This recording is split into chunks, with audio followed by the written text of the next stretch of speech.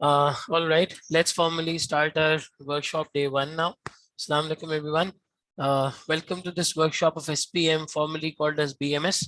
इसका पहला दिन है आज अल्हम्दुलिल्लाह और ये जून 2022 के बैच के लिए कंडक्ट की जा रही है from the platform of IQ school of finance. And my name is Mohammad Muzammil Munaf. आप में से वो लोग जिन्होंने पहले मुझसे नहीं पढ़ा या मुझे नहीं जानते, I'm an associate chartered accountant and run an advisory company of my own, an investment advisory company by the name of Whale Advisors Private Limited. इसके अलावा formally I was connected with Unilever Pakistan as a finance business partner. Before that I was in the audit department of PwC Pakistan and KPMG Saudi Arabia for about 6 years. और right now conducting an advisory company, daily basis पे day in day out investments, business models, इन सारी चीज़ों को study करना, समझना और उनके basis पे इन्वेस्टमेंट डिसीजंस लेना, ये बेसिकली मेरे डे इन डे आउट का काम है और एग्जीक्यूशन है. IQ स्कूल ऑफ फाइनेंस के प्लेटफॉर्म पे जब से IQ बना है आई एम एसोसिएटेड. इसके अलावा टीचिंग से अगर आप कहें overall, it's been 11 years now since I'm teaching, 11 to 12 years now. And chartered accountancy के स्टूडेंट्स को आई एम टीचिंग सिंस 2015. पहले ऑडिटिंग और कॉस्टिंग से स्टार्ट किया था, देन फाइनली जब फाइनल्स की तरफ आए तो CFAP 4, CFAP 3 और MSA 2, यानी SPM, BFD और MSA 2, ये दो एरियाज है, ये 2-3 पेपर्स हैं जो फाइनल के मैं कंडक्ट करता हूँ. कैफ के लेवल पे यू कैन से FAR 2 का कुछ पोर्शन और MFA जो नया पेपर इंट्रोड्यूस हुआ है इसका कुछ पोर्शन मेरे पास मौजूद है. ठीक है, आए हम अपना वर्कशॉप का थोड़ा सा एजेंडा डिस्कस कर लेते हैं. आप लोगों से पूछ लेते हैं कि कहाँ पे आप लोगों को मसले मसाइल होते हैं. तो देखिए, वर्कशॉप हमारी 2 दिन में डिवाइडेड है. We have today Saturday and then we have Sunday. दोनों ही दिन हमारा तकरीबन 5 से 6 घंटे का, 4 से 5 घंटे का ओवरऑल लेवल पे सेशन होगा. और इन 2 सेशंस में करने के 2 काम होंगे. एक, आप लोगों का कॉन्सेप्ट रिवीजन है, क्योंकि बहुत सारे लोगों के जो सवालात अभी SPM को उन्होंने पढ़ना शुरू किया है और रिसीव हो रहे हैं, तो वो कॉन्सेप्चुअल बिल्डिंग उस तरीके से नहीं हुई. तो एक तो कॉन्सेप्ट को हमें रिवाइज करना है और इसके अलावा हमें यहाँ पे क्वेश्चंस करने. वो क्वेश्चंस जो होलिस्टिक और पूरे सिनेरियो बेस्ड क्वेश्चंस होते हैं, जहां पर एक कंपनी का सिनेरियो आपके सामने मौजूद होता है और आपको उसको एंटायरली हैंडल करना होता है. तो कॉन्सेप्ट रिवीजन के साथ साथ हम क्वेश्चंस की बारे जो है वो प्रैक्टिस करेंगे. प्राइमरली 2-3 पार्ट्स में आप अपने पूरे एरिया को डिवाइड कर दें तो करीबन 60% जो आपका एरिया फॉल करता है वो चंद एक मेजर टॉपिक्स में करता है, जिसके अंदर स्ट्रैटेजी है, बहुत ही बड़ा एरिया. ठीक है, स्ट्रैटेजी के अलावा मार्केटिंग है, ई मार्केटिंग है. ठीक है, फिर इंफॉर्मेशन टेक्नोलॉजी है, जिसके अंदर कंट्रोल्स और IT वाला सारा पार्ट आ जाता है, ई बिजनेस वाला पार्ट आ जाता है. और फिर इसके अलावा परफॉर्मेंस मेजरमेंट है. ये नया एरिया इंट्रोड्यूस हुआ है लेट्स से इस पेपर के अंदर, SPM के अंदर, जहाँ पे रेशियो एनालिसिस वगैरह करके आपको इसकी हेल्प से इस बात का अंदाजा करना होता है कि यार कंपनी की फाइनेंशियल परफॉर्मेंस कैसी है या वो कौन से फाइनेंशियल मैटर्स हैं जिनको हमें लीडरशिप को आइडेंटिफाई करना चाहिए, कंपनी की लीडरशिप को उसके बारे जो है वो पता होना चाहिए. ठीक है, 60% एरिया तकरीबन आपका यहाँ पे. अगर मैं बाकी रिमेनिंग 40% की बात करूँ तो रिमेनिंग 40% में थोड़ा सा लेस डिफिकल्ट एरिया, लेकिन वो रट्टोफाई वाला ज्यादा है, रट्टा उसके अंदर ज्यादा होता है. तो एथिक्स वाला एरिया आ जाता है, HR, सप्लाई चेन. ठीक है, रिस्क मैनेजमेंट का एरिया यहाँ पे आ जाता है. फिर आप कह सकते हैं कि सस्टेनेबिलिटी रिपोर्टिंग प्लस CSR और चंद एक 2-3 छोटे मोटे और टॉपिक्स आपको यहाँ पे मिल जाएंगे. इस तरह से मिला के कुल मिला के 40 नंबर का ये एरिया रह जाता है. मैंने जनरली ये फील किया है, मुझे करेक्ट करना अगर तुम लोगों की तरफ से कोई कमेंट हो, ये जो 40% वाला एरिया है ये नॉर्मली इतना तंग नहीं करता लोगों को. ये 60% वाला एरिया नॉर्मली ज्यादा तंग कर रहा होता है. स्ट्रैटेजी में लोगों को कंफ्यूजन होती है, मॉडल समझने में, थियरी समझने में, मार्केटिंग में थोड़ा सा कंफ्यूजन होती है. वो 7 Ps मांगता है तो हम 6 Is लिख के आ जाते हैं, वो 6 Is मांगता है तो हम 4 Ps लिख के आ जाते हैं.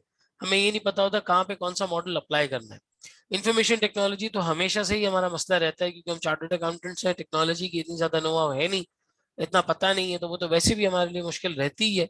और परफॉर्मेंस मेजरमेंट एक एरिया जो हमें अच्छा लगता है, being Asians and being accountants हम नंबर्स में अच्छे होते हैं, तो हम ये वाला एरिया अच्छे से कर लेते हैं. लेकिन जनरली यहाँ पे ड्राफ्टिंग को लेकर,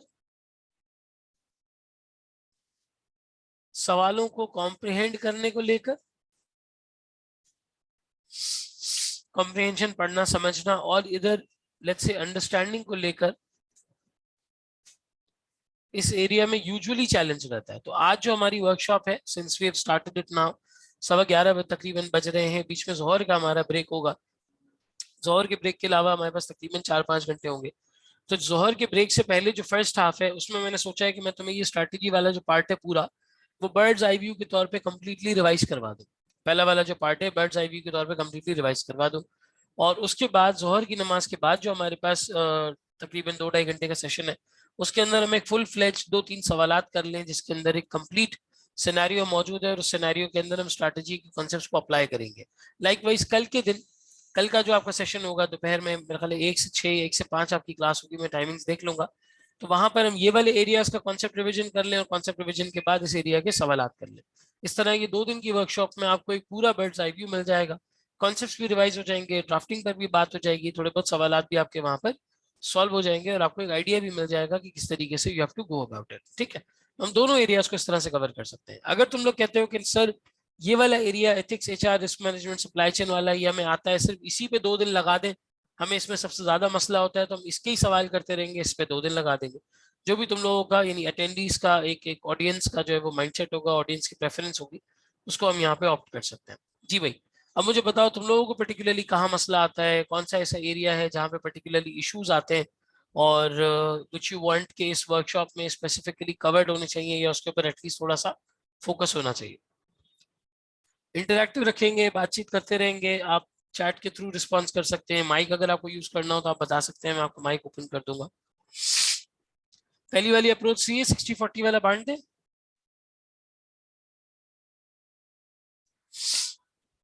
एक मैसेज आया है मेरे पास अब्दुल्ला का।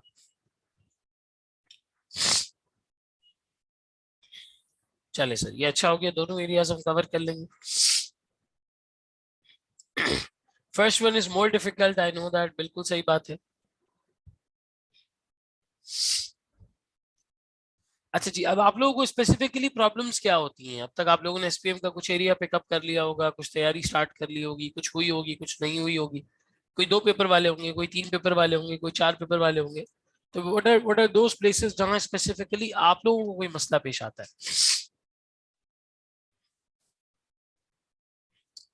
कोई ऐसा पॉइंट, कोई ऐसी चीज जो आप लोग आइडेंटिफाई करना चाहें? सर इंफॉर्मेशन टेक्नोलॉजी में आता है। और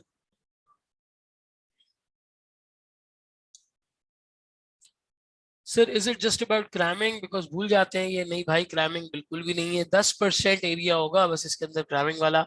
बाकी मेरा नहीं ख्याल कि क्रैमिंग वाला area, it's completely understanding based, completely understanding based. Abid कहते हैं सर ड्राफ्टिंग में मसला होता है। आबिद कितने सवाल ड्राफ्ट किए तुमने?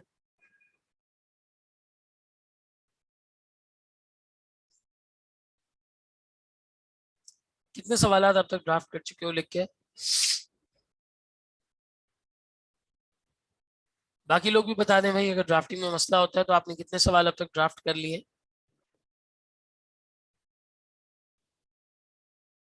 या कोशिश की है उनको ड्राफ्ट करने की, कागज कलम लेके बैठे हैं, कुछ लिखने की कोशिश की है, कुछ लिखा है?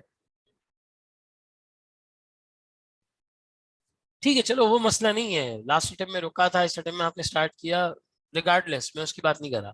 अभी कितने क्वेश्चन प्रैक्टिस किए हैं लिख के? ड्राफ्टिंग कितने क्वेश्चन की है? या लास्ट टाइम में कितने क्वेश्चन की थी? सर कभी क्वेश्चन में अजम्पशंस लेनी पड़ जाती है, उसमें प्रॉब्लम होती है, वो इसलिए होती है क्योंकि कॉन्सेप्चुअल लैकिंग होती है कहीं ना कहीं। अगर मुझे एग्जैक्टली पता हो कि बीसीजी मैट्रिक्स का मतलब क्या है, बीसीजी मैट्रिक्स के इंटरप्रिटेशन क्या है और किस तरह से सिनेरियो में अप्लाई किया जाता है, तो मैं एग्जैक्टली उन पॉइंटर्स को आइडेंटिफाई करके बिल्कुल एग्जैक्ट वो असम्पशंस ले सकता हूँ। कभी कभी हम सिनेरियो को अपने कॉन्सेप्ट से लिंक नहीं कर पा रहे होते हैं, हमें लगता है कि हमें पता है बीसीजी मैट्रिक्स क्या है, लेकिन जब सिचुएशन आती है तो हम कंफ्यूज हो जाते हैं कि ये कौन सी वाली टाइप का प्रोडक्ट है, फिर हमें लगता है कि हमें यहाँ अजम्पशन लेनी पड़ेगी, लेकिन एक्चुअली अजम्पशन नहीं लेनी होती है, अंडरस्टैंडिंग का मसला हो रहा होता है। हाँ भाई, कितने सवाल आप लोगों ने ड्राफ्ट कर लिए अभी तक लिख के? 1, 2, 3, 4 कितने? कितने लोगों ने लिख के प्रैक्टिस की है? मैंने बीए में जिंदगी में 3 बार दिया है भाई, ये पेपर जो मैं तुम्हें आज पढ़ा रहा हूँ, मैंने 3 बार दिया है, तीसरी बारी में पास किया है। इसलिए बहुत जरूरी सवाल मैं तुम लोगों से पूछ रहा हूँ, पहली 2 अटेम्प्ट में मैंने भी कुछ नहीं लिखा था। अब्दुल्ला गलत कर रहे हो, एक से एक आया रिस्पॉन्स, रट्टा चल रहा है, गलत कर रहे हो। लाख रट्टा लगा लो, लिखने की प्रैक्टिस नहीं होगी, पेपर नहीं निकलेगा।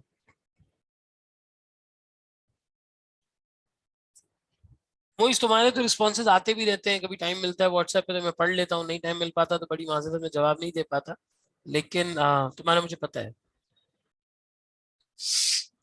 अच्छा चलो, मोइस कह रहे हैं सर मैंने सारे क्वेश्चंस किए हैं of regular class except for CSR and ethics. तो मुझे बताओ मोइस, तुम्हें अब ड्राफ्टिंग में मसला होता है, यू फील कॉन्फिडेंट?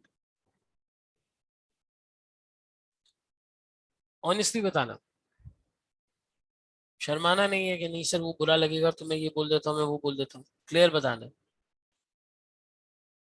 तुम मुनासिब नंबर के क्वेश्चंस कर चुके हो तो अब तुम्हें कैसा महसूस होता है? How do you feel about your drafting skills? जल्दी जवाब देंगे भाई एवरीवन, थोड़ा हम अपनी ऑडियंस को जान लें उसके बाद शुरू करें तो वो काफी बेहतर होता है।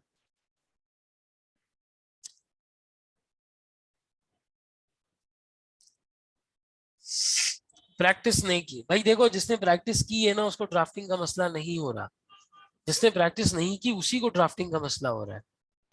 बहुत क्लियर बात है, मैं हमेशा क्लास में एग्जांपल देता हूँ, अब तो खैर दे दे के एग्जांपल बहुत पुरानी हो गई है, आप में से बहुत लोगों ने सुनी भी होगी कि क्रिकेट खेलने के लिए ना क्रिकेट खेलनी पड़ती है। क्रिकेट खेल खेल के क्रिकेट खेलना आती है, क्रिकेट देख देख के क्रिकेट खेलना नहीं आती है। आपने लाख घर के शीशे में आईने में खड़े होकर 10 बार एक चीज की प्रैक्टिस की हो, लेकिन जब तक ग्राउंड में उतर के नहीं खेलोगे तब तक खेलना आएगा नहीं। बिल्कुल इसी तरीके से जब तक कागज कलम उठा के लिखोगे नहीं जवाबात को तब तक जवाब लिखना आएगा नहीं। हम जवाबात को पढ़ते रहते हैं, सवाल पढ़ते वक्त सोचते हैं हाँ ये 3 पॉइंट होने चाहिए, चलो सोल्यूशन पढ़ लेते हैं। सोल्यूशन पढ़ते वक्त हमें लगता है कि यार इसने जो लिखा है मैं भी होता तो वही लिखता, मेरे भी जहन में यही आ रहा था, यही तो पॉइंट मैंने भी सोचा था। ये गलत तरीका है। अगर आप इतने ही कॉन्फिडेंट हैं कि आपने वही पॉइंट सोचा था तो आप लिख के देख लें एक दफा। और जो लोग रट्टा लगा रहे हैं, क्रैमिंग कर रहे हैं, उनसे मेरी गुजारिश है 2 दफा एक आंसर आप वो कर लें, 2-3 दफा 2-3 क्वेश्चन आप अटेम्प्ट कर लें एक दफा, 4-5 क्वेश्चन एक दफा अटेम्प्ट कर लें, फिर आप देखें कितना फर्क पड़ जाता है। बहुत फर्क पड़ जाएगा, आपको रट्टा लगाने की जरूरत ही नहीं होगी। आपने एक चीज अपने हाथ से अगर लिख ली 1-2 बार, खत्म, अब आपको उसको रटने की जरूरत नहीं है। ये ऐसे है जैसे कोई ड्राइविंग देख के सीख रहा हो, भाई गाड़ी चला के सीखी जाती है ड्राइविंग। अकाउंटिंग में हम इसलिए तेज हैं क्योंकि हम अकाउंटिंग लिख के सॉल्व करते हैं, रिपोर्टिंग के हम सवालात करते हैं इसलिए हमें रिपोर्टिंग इतनी अच्छी समझ आती है, और हम कर भी रहे होते हैं रिपोर्टिंग को अच्छे से क्योंकि हम लिख के सवाल सॉल्व कर रहे होते हैं। जहां आप लिख के सवाल सॉल्व नहीं करेंगे वहां ये मसला होगा। क्यों ये मसला बीएफडी में, ये मसला रिपोर्टिंग में, ये मसला जो कॉस्टिंग में ये नहीं होता? क्योंकि आप लिख के सवालात करते हैं। तो खुदा का वास्ता है, मैं 3 अटेम्प्ट इस पेपर के दे चुका हूँ, तीसरी बारी में ये पेपर निकला था, और एक वाहिद चेंज जो मैं तीसरी बारी में लेकर आया वो यही था कि मैंने सवालात को लिख के प्रैक्टिस किया था। मैंने उनकी रिटर्न प्रैक्टिस की थी, कितने कितने क्वेश्चंस मैंने अपने हाथ से रजिस्टर में सॉल्व किए थे। 3 पेपर थे मेरे उस अटेम्प्ट में, ऑडिट, एडवांस टैक्सेशन और एसपीएम। लिख लिख के मैं थक गया था, मैंने इतना लिखा था ऑडिट और एसपीएम को। अल्लाह का शुक्र दोनों निकल गए, एडवांस टैक्स भी निकल गया। चलो उसमें तो 50-60% होता है कैलकुलेशन का एरिया, तो आप कैलकुलेट कर रहे होते हो, वहां मसला नहीं है। लेकिन थोड़ा सा इस चीज का ख्याल करें, आपको प्रैक्टिस करना जरूरी है, अगर लिख के करेंगे तो ही आपका होराइजन एक्सपैंड होगा। अगर ये सोचते रहेंगे कि ड्राफ्टिंग में मसला हो रहा है मसला हो रहा है, तो फिर गलती आपके पार्ट पर है, इसमें कोई वो नहीं है, दो राय नहीं है, ठीक है। चले अब आ जाते हैं हम कॉन्सेप्ट्स के रिवीजन की तरफ, स्टार्ट करते हैं।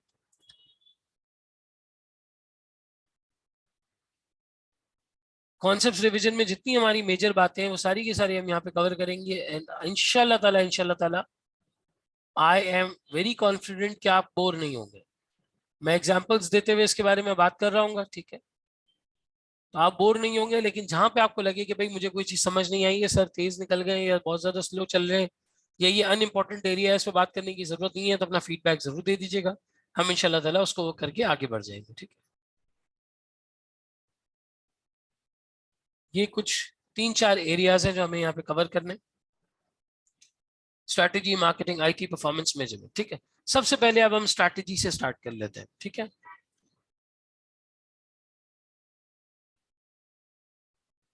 सो सर स्ट्रैटेजी के बारे में हम सब जानते हैं कि इट्स अ गेम प्लान, एक एक प्लान को, एक एग्जीक्यूशनरी स्टेप्स की लिस्ट को, या एक थॉट को जो आपने आगे एक चीज अचीव करनी है, इसको बेसिकली स्ट्रैटेजी कहा जाता है। एक पर्टिकुलर चीज जिसको हम अचीव करना चाहते हैं वो हमारा विजन या हमारा मिशन होता है। मिशन इज लाइक जो हमें 4-5 साल में अचीव करना है, विजन जो हमारा एक पाथवे, रास्ता है जिस पर हम सारी जिंदगी चलते जाएंगे। लेकिन उस चीज को अचीव करने के लिए हमारी स्ट्रैटेजी क्या होनी चाहिए? जैसे मेरा विजन है कि फॉर एग्जांपल मैं पाकिस्तान में सबसे बड़ा रेस्टोरेंट खोलना चाहता हूं, तो उस रेस्टोरेंट खोलने के लिए मेरी स्ट्रैटेजी क्या होगी? क्या मैं आईटी को लेकर आऊंगा? क्या मैं इकोनॉमिक तरीके से गुड्स प्रोड्यूस करूंगा? क्या मैं क्लाउड किचन के मॉडल पे जाऊंगा? क्या मैं नॉर्मल रेस्टोरेंट के मॉडल पे जाऊंगा? पूरी इसकी एक प्रॉपर स्ट्रैटेजी बनती है, स्टेप बाय स्टेप हम पूरा लिखते हैं कि हम पहले ये करेंगे, फिर ये करेंगे, फिर ये करेंगे, फिर ये करेंगे, फिर ये करेंगे, और उस स्ट्रैटेजी की वजह से पूरे बिजनेस को लेकर चल रहे होते हैं ताकि वो अपने इंटेंडेड पर्पस तक, अपने इंटेंडेड मोटिव तक पहुंच सके। ठीक है, स्ट्रैटेजी तीनों लेवल्स पे होती है एक कंपनी में। तीनों लेवल्स पर आप स्ट्रैटेजी के एंगल को देखते हैं। सर, कॉर्पोरेट हो, बिजनेस हो या फंक्शनल हो,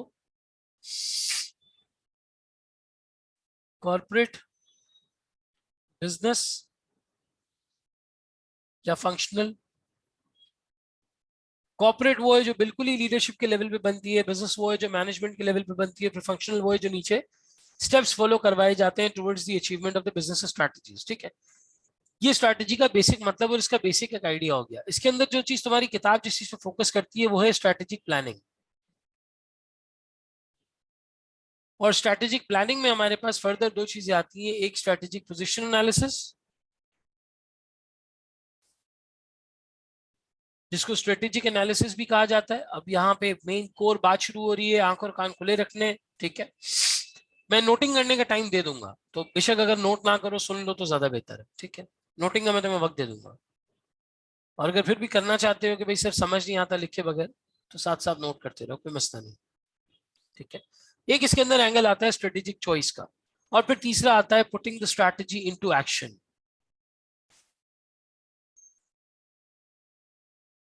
इनटू द एक्शन, यानी कि आप कह सकते हैं कि ये वाला जो एरिया है दिस इज द इम्प्लीमेंटेशन।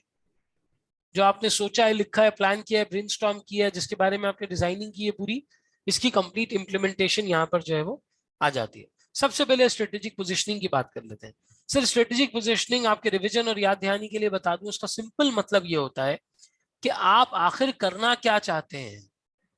आप आखिर करना क्या चाहते हैं? अक्सर बंदा अपने आप से सवाल पूछता है ना कि भाई चाहते क्या हो, तो आप करना क्या चाहते हैं इसका जवाब स्ट्रेटेजिक पोजीशनिंग में होता है। माहौल के एतबार से और अपनी जाती कैपेबिलिटीज के एतबार से इस सवाल का जवाब इसके अंदर दिया जाता है कि भाई आखिर करना क्या है।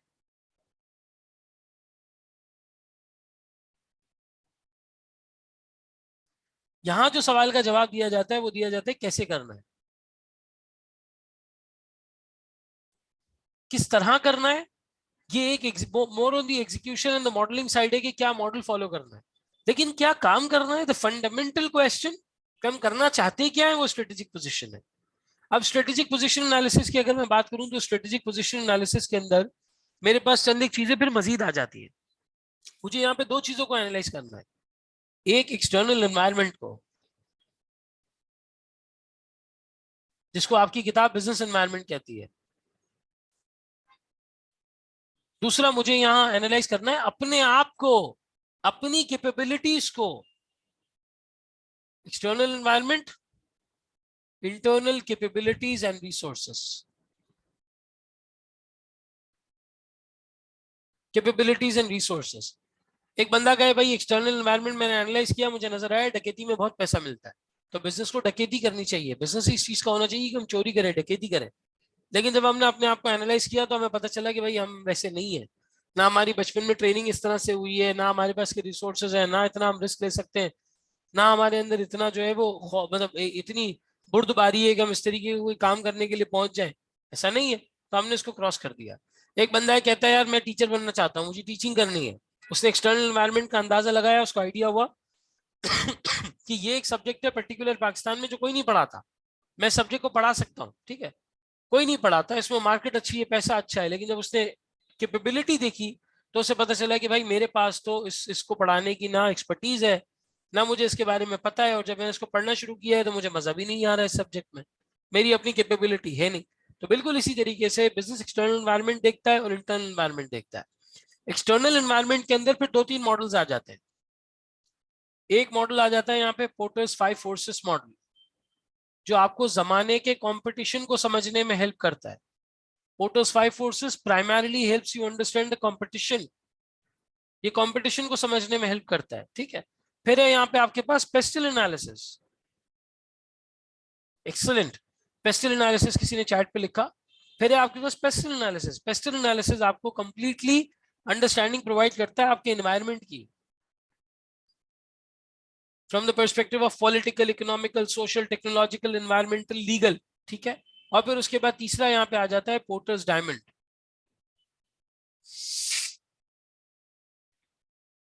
पोर्टर्स डायमंड आपको हेल्प करता है कि भाई कुछ कंट्रीज कुछ मामलात में इतनी सक्सेसफुल क्यों होती हैं या कुछ ममालिक में कुछ बिजनेसेस करना इतना आसान या इतना सक्सेसफुल क्यों है। ओवरऑल लेवल पे स्वॉट एनालिसिस के अंदर जो एक्सटर्नल है, स्ट्रेंथ्स और वीकनेस, जो जो अपॉर्चुनिटीज और थ्रेट्स हैं, वो यहाँ से निकल के आते हैं। इसी से आप एनालाइज करते हो स्ट्रेंथ्स को,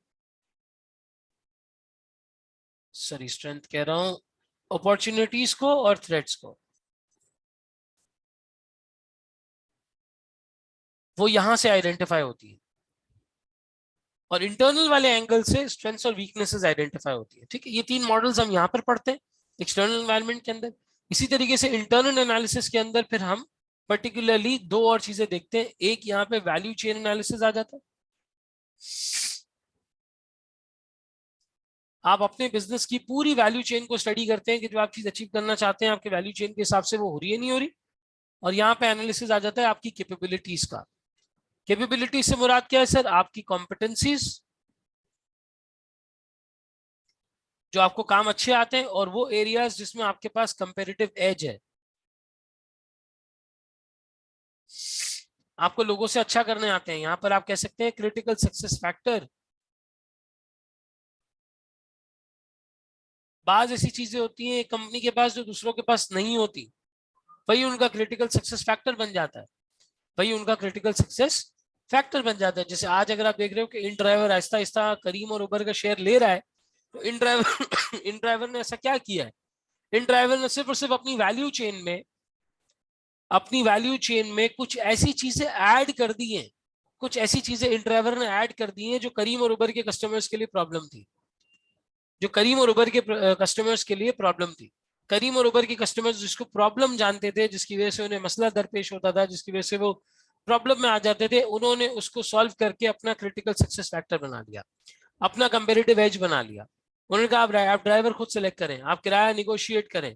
पीक फैक्टर का कॉन्सेप्ट उन्होंने वहां से खत्म कर दिया। एक दफा जो चीज लग गई, पीक फैक्टर वाला एलिमेंट उसके अंदर नहीं होगा। जो कमीशन के रेट्स हैं वो उन्होंने थोड़े से कम किए, बोनसेस बढ़ा दिए, बिहेवियरल चेंजेस लेकर आए वो इन ड्राइवर के जो ड्राइवर्स हैं उसके हवाले से। तो जो मसाइल यहाँ पर थे वो मसाइल उन्होंने हल कर दिए, और हल करने के बाद वैल्यू ऐड कर दी। ये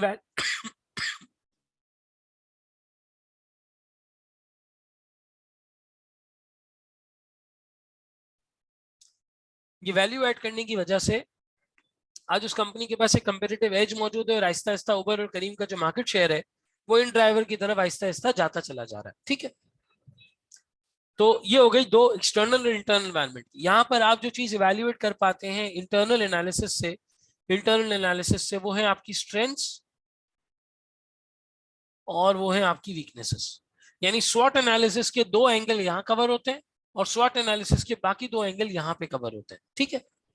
अगर एग्जाम में स्वॉट एनालिसिस के ऊपर सवाल आ जाता है तो स्ट्रेंथ्स और वीकनेसेस, ये हमेशा इसके लिए इंटरनल चीजें देखना, कंपनी की कैपेबिलिटीज क्या है, कंपनी की रिसोर्सेज क्या है। यहाँ पे एक एंगल रिसोर्सेज का भी आता है कि कंपनी के पास कितने रिसोर्सेज मौजूद हैं, कितने लोग मौजूद हैं, कितना अच्छा ह्यूमन कैपिटल है, कितना अच्छा फाइनेंशियल कैपिटल है, कितनी अच्छी मार्केट है, क्या कंडीशंस है, सॉरी मार्केट तो एनवायरनमेंट में आ जाएगा, कितना अच्छा इंटरनल प्रोसेस है, कितने अच्छे ऑपरेशंस है, कितनी कॉस्ट इफेक्टिवनेस है, कितना वो वेस्ट वगैरह को मिनिमाइज कर सकते हैं। ये चीजें स्ट्रेंथ्स वीकनेसेस में आएंगी। और अगर मैं अपॉर्चुनिटीज और थ्रेट्स की बात करूं तो अपॉर्चुनिटीज और थ्रेट्स ये एक्सटर्नल है। ठीक है। ये एक्सटर्नल है। एक्सटर्नल जो एंगल होता है बेसिकली वो ये कवर कर रहा होता है कि आपकी मार्केट, आपका एनवायरनमेंट, जिस एनवायरनमेंट में आप काम करेंगे वो एनवायरनमेंट कैसा है। ठीक है। अब बारी बारी में इन मॉडल्स को भी जरा जिक्र कर देता हूँ। सबसे पहले हम ले लेते हैं पेस्टल को। तो सर पेस्टल एनालिसिस के अंदर हम इन सारी चीजों को एनालाइज करते हैं कि जिस एनवायरनमेंट में हम काम कर रहे हैं वहां की पॉलिटिकल कंडीशंस कैसी है। आज पाकिस्तान की पॉलिटिकल कंडीशंस इतनी बदतर है कि कोई बिजनेस यहाँ काम नहीं करना चाहता, कोई आना नहीं चाहता, कोई इन्वेस्टमेंट नहीं करना चाहता। जो स्टार्टअप्स को वीसीज इन्वेस्ट कर भी रहे थे, बाहर से फंडिंग मिल भी रही थी, वो भी फिलहाल रुक गई है। पिछले 2-3 महीने से वो भी बहुत मुश्किल हो गया। स्टार्टअप्स काफी मुश्किल में आ गए कि वो फंडिंग और इस तरह से चीजें मिल नहीं पा रही, मुश्किलात हो रही है। इन्वेस्टर कॉन्फिडेंस खो गया है अपना कि पता नहीं इस मुल्क में इन्वेस्ट करना चाहिए नहीं करना चाहिए, कोई पॉलिसी नहीं है, कोई स्टेबिलिटी नहीं है, कोई कंसिस्टेंसी नहीं है इनकी तमाम चीजों में। फिर आ जाता है इकोनॉमिकल। इकोनॉमिकल की सर छोटी सी एग्जांपल देते हैं भाई। एक मिसाल है, आपने पाकिस्तान के अंदर इन्वेस्टमेंट करी $1 की, उस वक्त डॉलर चल रहा था 130 रुपए का। 130 रुपए के आपने को फॉर एग्जाम्पल कोई एसेट खरीदा, 160 का बेच दिया, लेकिन जिस वक्त बेचा डॉलर ही 180 का हो गया। डॉलर 180 का हो गया, तो जब आपने उसको बाहर निकालने के लिए कन्वर्ट कराया इन टर्म्स ऑफ डिविडेंड, जब आपको पैसे वापस लेने थे अपने या अपनी इन्वेस्टमेंट बाहर निकालनी थी, जब कन्वर्ट कराया तो 160 रुपए आपको लगा आपने 30 रुपए का नफा कमाया है। आपने आपने जो है वो अच्छा नफा कमाया है, आपने अच्छी अर्निंग की है, लेकिन जब डॉलर में कन्वर्ट किया उसको, तो डॉलर में कन्वर्ट होकर कोई आपको नफा नहीं मिला, कोई आपकी सूरत हाल जो है वो अच्छी नहीं रही। तो पॉलिटिकल और इकोनॉमिकल एनवायरनमेंट के अंदर ये चीज आ जाती है कि आपकी इकोनॉमी कितनी स्ट्रांग है, कितना इन्फ्लेशन का इम्पैक्ट है, कितनी इकोनॉमी की पॉलिसी बेहतर है, कितना जो है वो ये सारा कुछ निज़ाम है जिसमें आपकी सारी इकोनॉमी रन कर रही होती है। फिर उसके बाद आ जाता है सोशल, लोगों की प्रेफरेंस कैसी है। मैकडॉनल्ड्स अपना हैमबर्गर पाकिस्तान में नहीं बेच सकता, हैमबर्गर पाकिस्तान में नहीं बेच सकता। अगर उसकी स्पेशलिटी हैमबर्गर है तो वो यहाँ पे नहीं बिकेगा, क्योंकि सोशली एक्सेप्टेबल नहीं है। रिलीजियस पर्सपेक्टिव से पाकिस्तान में ये खाना एक्सेप्टेबल नहीं है, लोग यहाँ पे इसको एक्सेप्ट नहीं करेंगे। एक छोटी सी मिसाल मैं आपको दूं, जिलेट ने इंडिया में जब पहली दफा शेविंग रेजर्स को इंट्रोड्यूस करवाया था, तो वहां के लोगों को ये समझ में ही नहीं आया। उन्होंने बोला भाई ये कैसा है। उनको तो आदत थी वो उस तरह टाइप का जो ब्लेड होता है जो नाई साहब इस्तेमाल करते हैं, हमारे हेयर ड्रेसर्स इस्तेमाल करते हैं, वो लेते थे और उसको पानी में डुब कर करके पानी में डुबो डुबो के इस्तेमाल करते थे। अब इंडिया में होता था हार्ड वाटर, वो जिलेट वाले बेचारे अमरीकी ब्लेड लेके आए थे, अमरीकी ब्लेड हार्ड वाटर में फेल हो जाए, क्योंकि वो बोरिंग का पानी इस्तेमाल करते थे ज्यादातर, साफ पानी तो पूरे इंडिया में नहीं है। वो ब्लेड वहां फेल हो गया, नहीं चल पाया, क्योंकि लोगों का सोशल अंदाज इस तरीके का है। चलो उसके अंदर मैं मानता हूँ एनवायरमेंटल फैक्टर आ जाता है पानी की वजह से, लेकिन लोगों को आदत ही उस चीज की थी कि नहीं जी इस तरह से वो पानी इस्तेमाल हो। फिर उन्होंने वो ब्लेड का शेप वेप सब कुछ चेंज किया, और चेंज करने के बाद वो आगे बढ़े। डेयरी मिल्क का स्ट्रक्चर उठा लो, डेयरी मिल्क ने शुरू में सिर्फ बच्चों को टारगेट किया था, आज से बहुत साल पहले की बात कर रहा हूँ, कैडबरी ने। जब उन्होंने देखा कि वो बच्चे बड़े हो रहे हैं तो वो तो डेयरी मिल्क खा ही नहीं रहे, लोग मजाक उड़ा रहे हैं उनका कि तू बच्चा है चॉकलेट खाता है, बच्चा है चॉकलेट खाता है।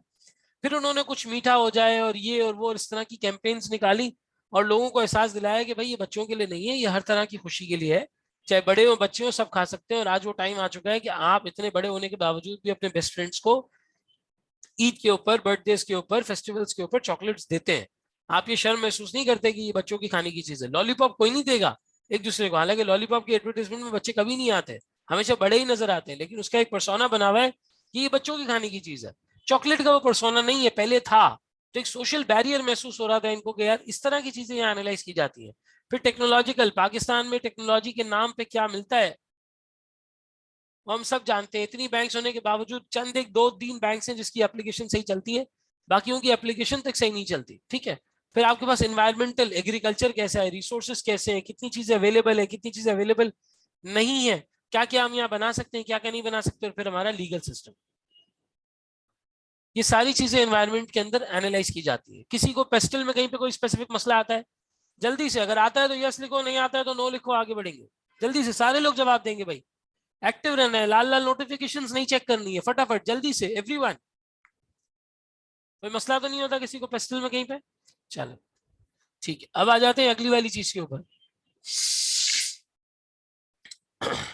यहाँ पर हमारा अगला मॉडल है 5 फोर्सेस। सर 5 फोर्सेस सिर्फ और सिर्फ हमें ये समझने में हेल्प करता है। पेस्टल तो हमें ये पता चलता है कि हमारा जनरल एनवायरनमेंट कैसा है, सही ना। पेस्टल से हमें ये पता चलता है कि हमारा जनरल एनवायरनमेंट कैसा है, किस तरह का कंडीशन है, किस तरीके का एनवायरनमेंट है, किस तरीके की टेक्नोलॉजी, ये सारी चीजें। 5 फोर्सेस से हमें ये पता चलता है कि हम जिस मार्केट में घुसने की बात कर रहे हैं उसमें कंपटीशन कितना है। अगर कंपटीशन नहीं है तो हम जल्दी पेनिट्रेट कर जाएंगे, और अगर कंपटीशन है तो फिर हमें कंपटीशन के हिसाब से चलना पड़ेगा, हमें कंपटीशन के हिसाब से आगे बढ़ना पड़ेगा।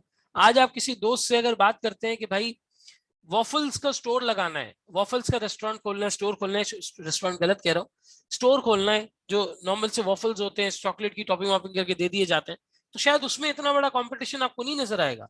लेकिन अगर आपका दोस्त कहता है कि यार हॉट एंड रोल की ब्रांच खोलनी है, या रोल इन की ब्रांच खोलनी है, या पराठा रोल का कोई रेस्टोरेंट खोलना है, तो आप बोलेंगे भाई ऑलरेडी बहुत कंपटीशन है, मार्जिन इतना है नहीं, 2-5 रुपए रोल पे बचते हैं, बिजली बिजली महंगी हो चुकी है, रोल महंगा करो तो लोग खाने से कतराते हैं, बातें सुनाते हैं कि आपका महंगा है, फलाने सस्ता रखा है, उसने तो सस्ता रखा है, इसने तो सस्ता रखा है, इतनी सारी ब्रांचेस हैं, कंपटीशन इतना है, हम कर नहीं पाएंगे। लेकिन यही अगर पनवारी नाम का एक स्टोर खुल जाए जो जो पान खिलाने के बाद, जो पान में आग लगाने के बाद आपको पान खिला रहा है, तो आप वो खरीदने के लिए तैयार होते हैं, क्योंकि उसके अंदर एक शौकी है, एक डिस्प्ले है, इंस्टाग्राम पे स्टेटस डालने को मिल जाता है, फेसबुक पे स्टोरी डालने को मिल जाती है, और व्हाट्सएप के ऊपर लोगों को बताने को मिल जाता है कि हम पनवारी गए थे, हमने ऐसा पान खाया, उसमें आग लगी हुई थी, जब मुंह में गया तो आग बुझ गई। तो वो एक लोगों को एक ग्लैमर मिलता है, उसके अंदर एक फैशन मिलता है, लोग पैसा पे करने के लिए तैयार होते हैं, उस फ्रंट पे कोई कंपटीशन नहीं है। लेकिन अगर आपको नॉर्मल पान की दुकान खोलनी है तो उसमें बहुत कंपटीशन है। एक तो पान महंगा, फिर जो सिगरेट वगैरह बिकती है उसमें 2-5 रुपए एक डब्बे के ऊपर बचत होती है, इतना ज्यादा वॉल्यूम वाला वो बिजनेस है, मार्जिन वाला बिजनेस है नहीं, बहुत थिन मार्जिन है, हाई वॉल्यूम की बात है, तो वो कंपटीशन देखना जरूरी होता है। तो यहाँ पर एक एलिमेंट सबसे बड़ा आप देखते हैं,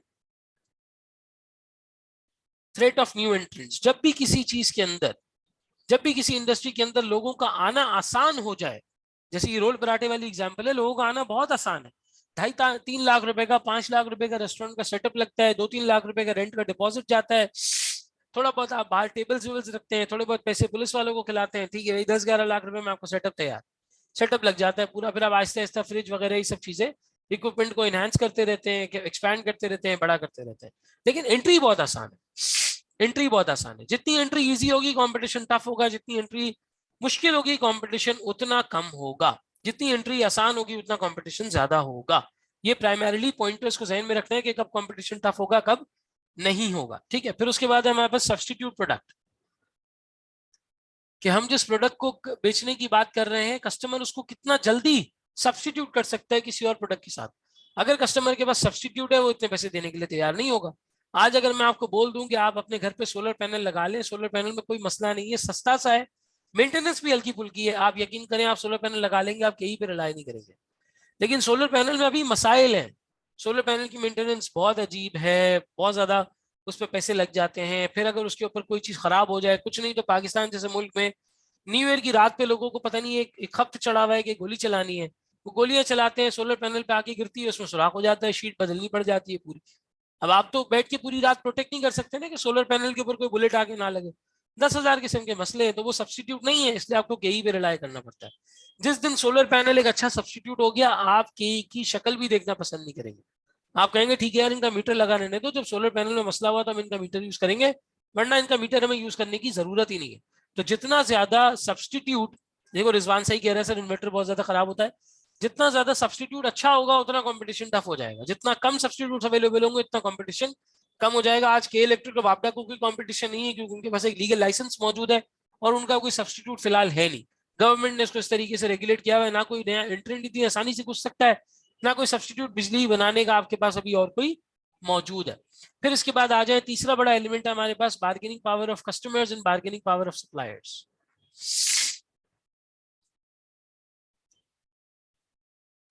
bargaining power of customers and bargaining power of suppliers.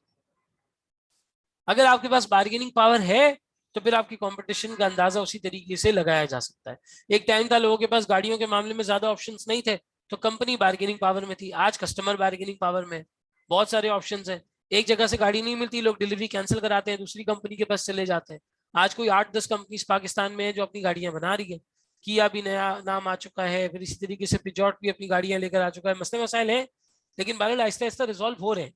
MG अपनी गाड़ियां लेके आ चुका है, मास्टर वाले चैंगन को यहाँ पे लेके आ चुके हैं, कोई चंगान बोलता है, कोई शेंगन बोलता है, अपने लेकर आ चुके हैं, बहुत सारे ऑप्शंस अवेलेबल हैं। तो जितना बार्गेनिंग पावर कस्टमर्स की, सप्लायर्स की स्ट्रांग होती है, उस हिसाब से कंपटीशन भी आपका उसी तरीके से रिएक्ट करता है, ठीक है।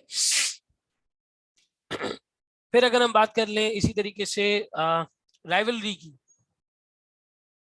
कि विद इन द फर्म्स कितनी राइवलरी है, क्या वो कार्टेल बना के, अपने ग्रुप्स बना के चलते हैं, एक दूसरे को सपोर्ट करते हैं, या एक दूसरे को काटने की कोशिश करते हैं। इसका पता चलता है प्राइस वॉर से, इसका पता चलता है प्राइस वॉर से।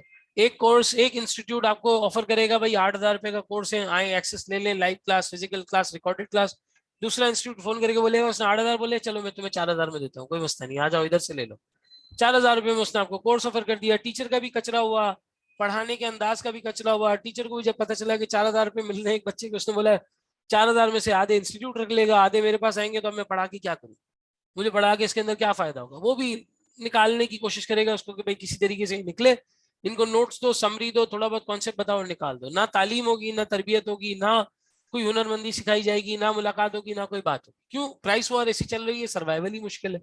जब तक बच्चा आएगा नहीं, जब तक हम क्लास में छिछोरी बात करेंगे नहीं, हमारे पास 250-300 लोग होंगे नहीं, तब तक हम जिंदगी में आगे बढ़ ही नहीं सकते। तो ये सारी चीजें करेंगे तो लोग आएंगे, वरना नहीं आएंगे।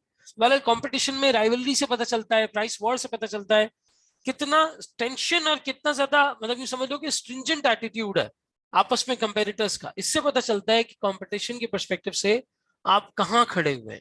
ओ लेवल्स, ए लेवल्स की आप मार्केट में चले जाएं, टीचिंग में इंतहाई ज्यादा कंपटीशन मौजूद है, आपस में राइवलरी बहुत ज्यादा है, कॉलेजेस प्राइस वॉर्स में जाते हैं।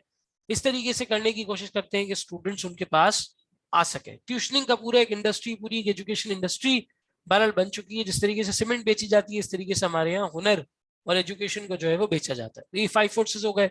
किसी को यहाँ पे कोई मसला समझने में इशू होता है कहीं पर, कंपटीशन कहाँ ज्यादा है कहाँ कम है? एनीवन?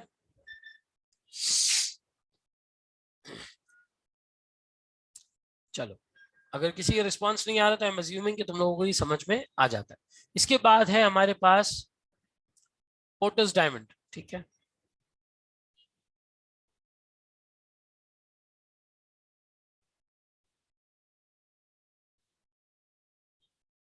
पोर्टर्स डायमंड की अगर हम बात करते हैं,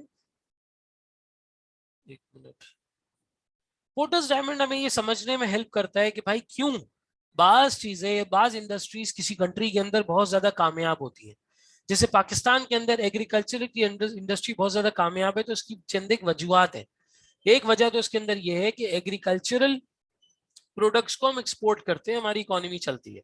पीछे हमारे पास जमीनें बहुत ज्यादा मौजूद हैं, बहुत ज्यादा जरखेज जमीन मौजूद है, फर्टाइल लैंड मौजूद है। फर्टाइल लैंड होने की वजह से हम एग्रीकल्चर कर पाते हैं। जिन प्रोडक्ट्स को हम निकालते हैं, उन प्रोडक्ट्स की दुनिया में डिमांड है, दुनिया में लोग उन्हें लेने के लिए तैयार हैं। हमारा सारा खाना पीना, ये चीजें जो होती हैं सऊदीया, America, China, UK, Australia, Canada, इन सब जगहों पे जाता है। हमारे चावल, हमारा गंदम, हमारी चीजें इस तरह की वहां पर इस्तेमाल होती है। टर्की वर्की, बहुत सारे हमारे एग्रीकल्चर प्रोडक्ट्स जाते हैं। वो डिमांड कंडीशंस वाला पॉइंट हो गया। फिर हमारी जो सपोर्टेड इंडस्ट्रीज है वो भी मौजूद है।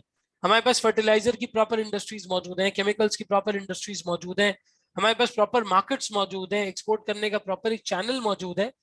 हम सस्ते भाव बेचते हैं वो एक अलग बात है, लेकिन बहरहाल ये इंडस्ट्री पाकिस्तान के अंदर किसी तरीके से इसीलिए भी कामयाब है। और पूरी एक स्ट्रैटेजी, फर्म स्ट्रैटेजी हमारे पास बनी हुई है, जहाँ पे मुख्तलिफ कंपनीज, मुख्तलिफ ऑर्गेनाइजेशन एग्रीकल्चर को सपोर्ट करने में काम कर रही है। ठीक है, और एक गुलामाना एटीट्यूड भी हमारे यहाँ है। किसान जो है वो जागीरदार की गुलामी करने पर मजबूर है, तो वो गुलामी करता है, इसलिए भी ये सिस्टम बहुत ज्यादा जो है वो चल जाता है। ठीक है, तो यहाँ पे हमारे पास 4 पॉइंट्स हैं। एक है डिमांड कंडीशंस, डिमांड कंडीशंस हमारे पास चीज की बहुत ज्यादा मौजूद है। फिर है फैक्टर कंडीशंस कि उसको करने के हमारे पास जराए या रिसोर्सेज हो। फैक्टर कंडीशन से मुराद है रिसोर्सेज। जैसे फर्टाइल लैंड नहीं होगी तो हम कभी भी, फर्टाइल लैंड नहीं होगी तो हम कभी भी एग्रीकल्चर उस हवाले से नहीं कर पाएंगे। इसमें फिजिकल, ह्यूमन कैपिटल, तीनों चीजें आ जाती हैं।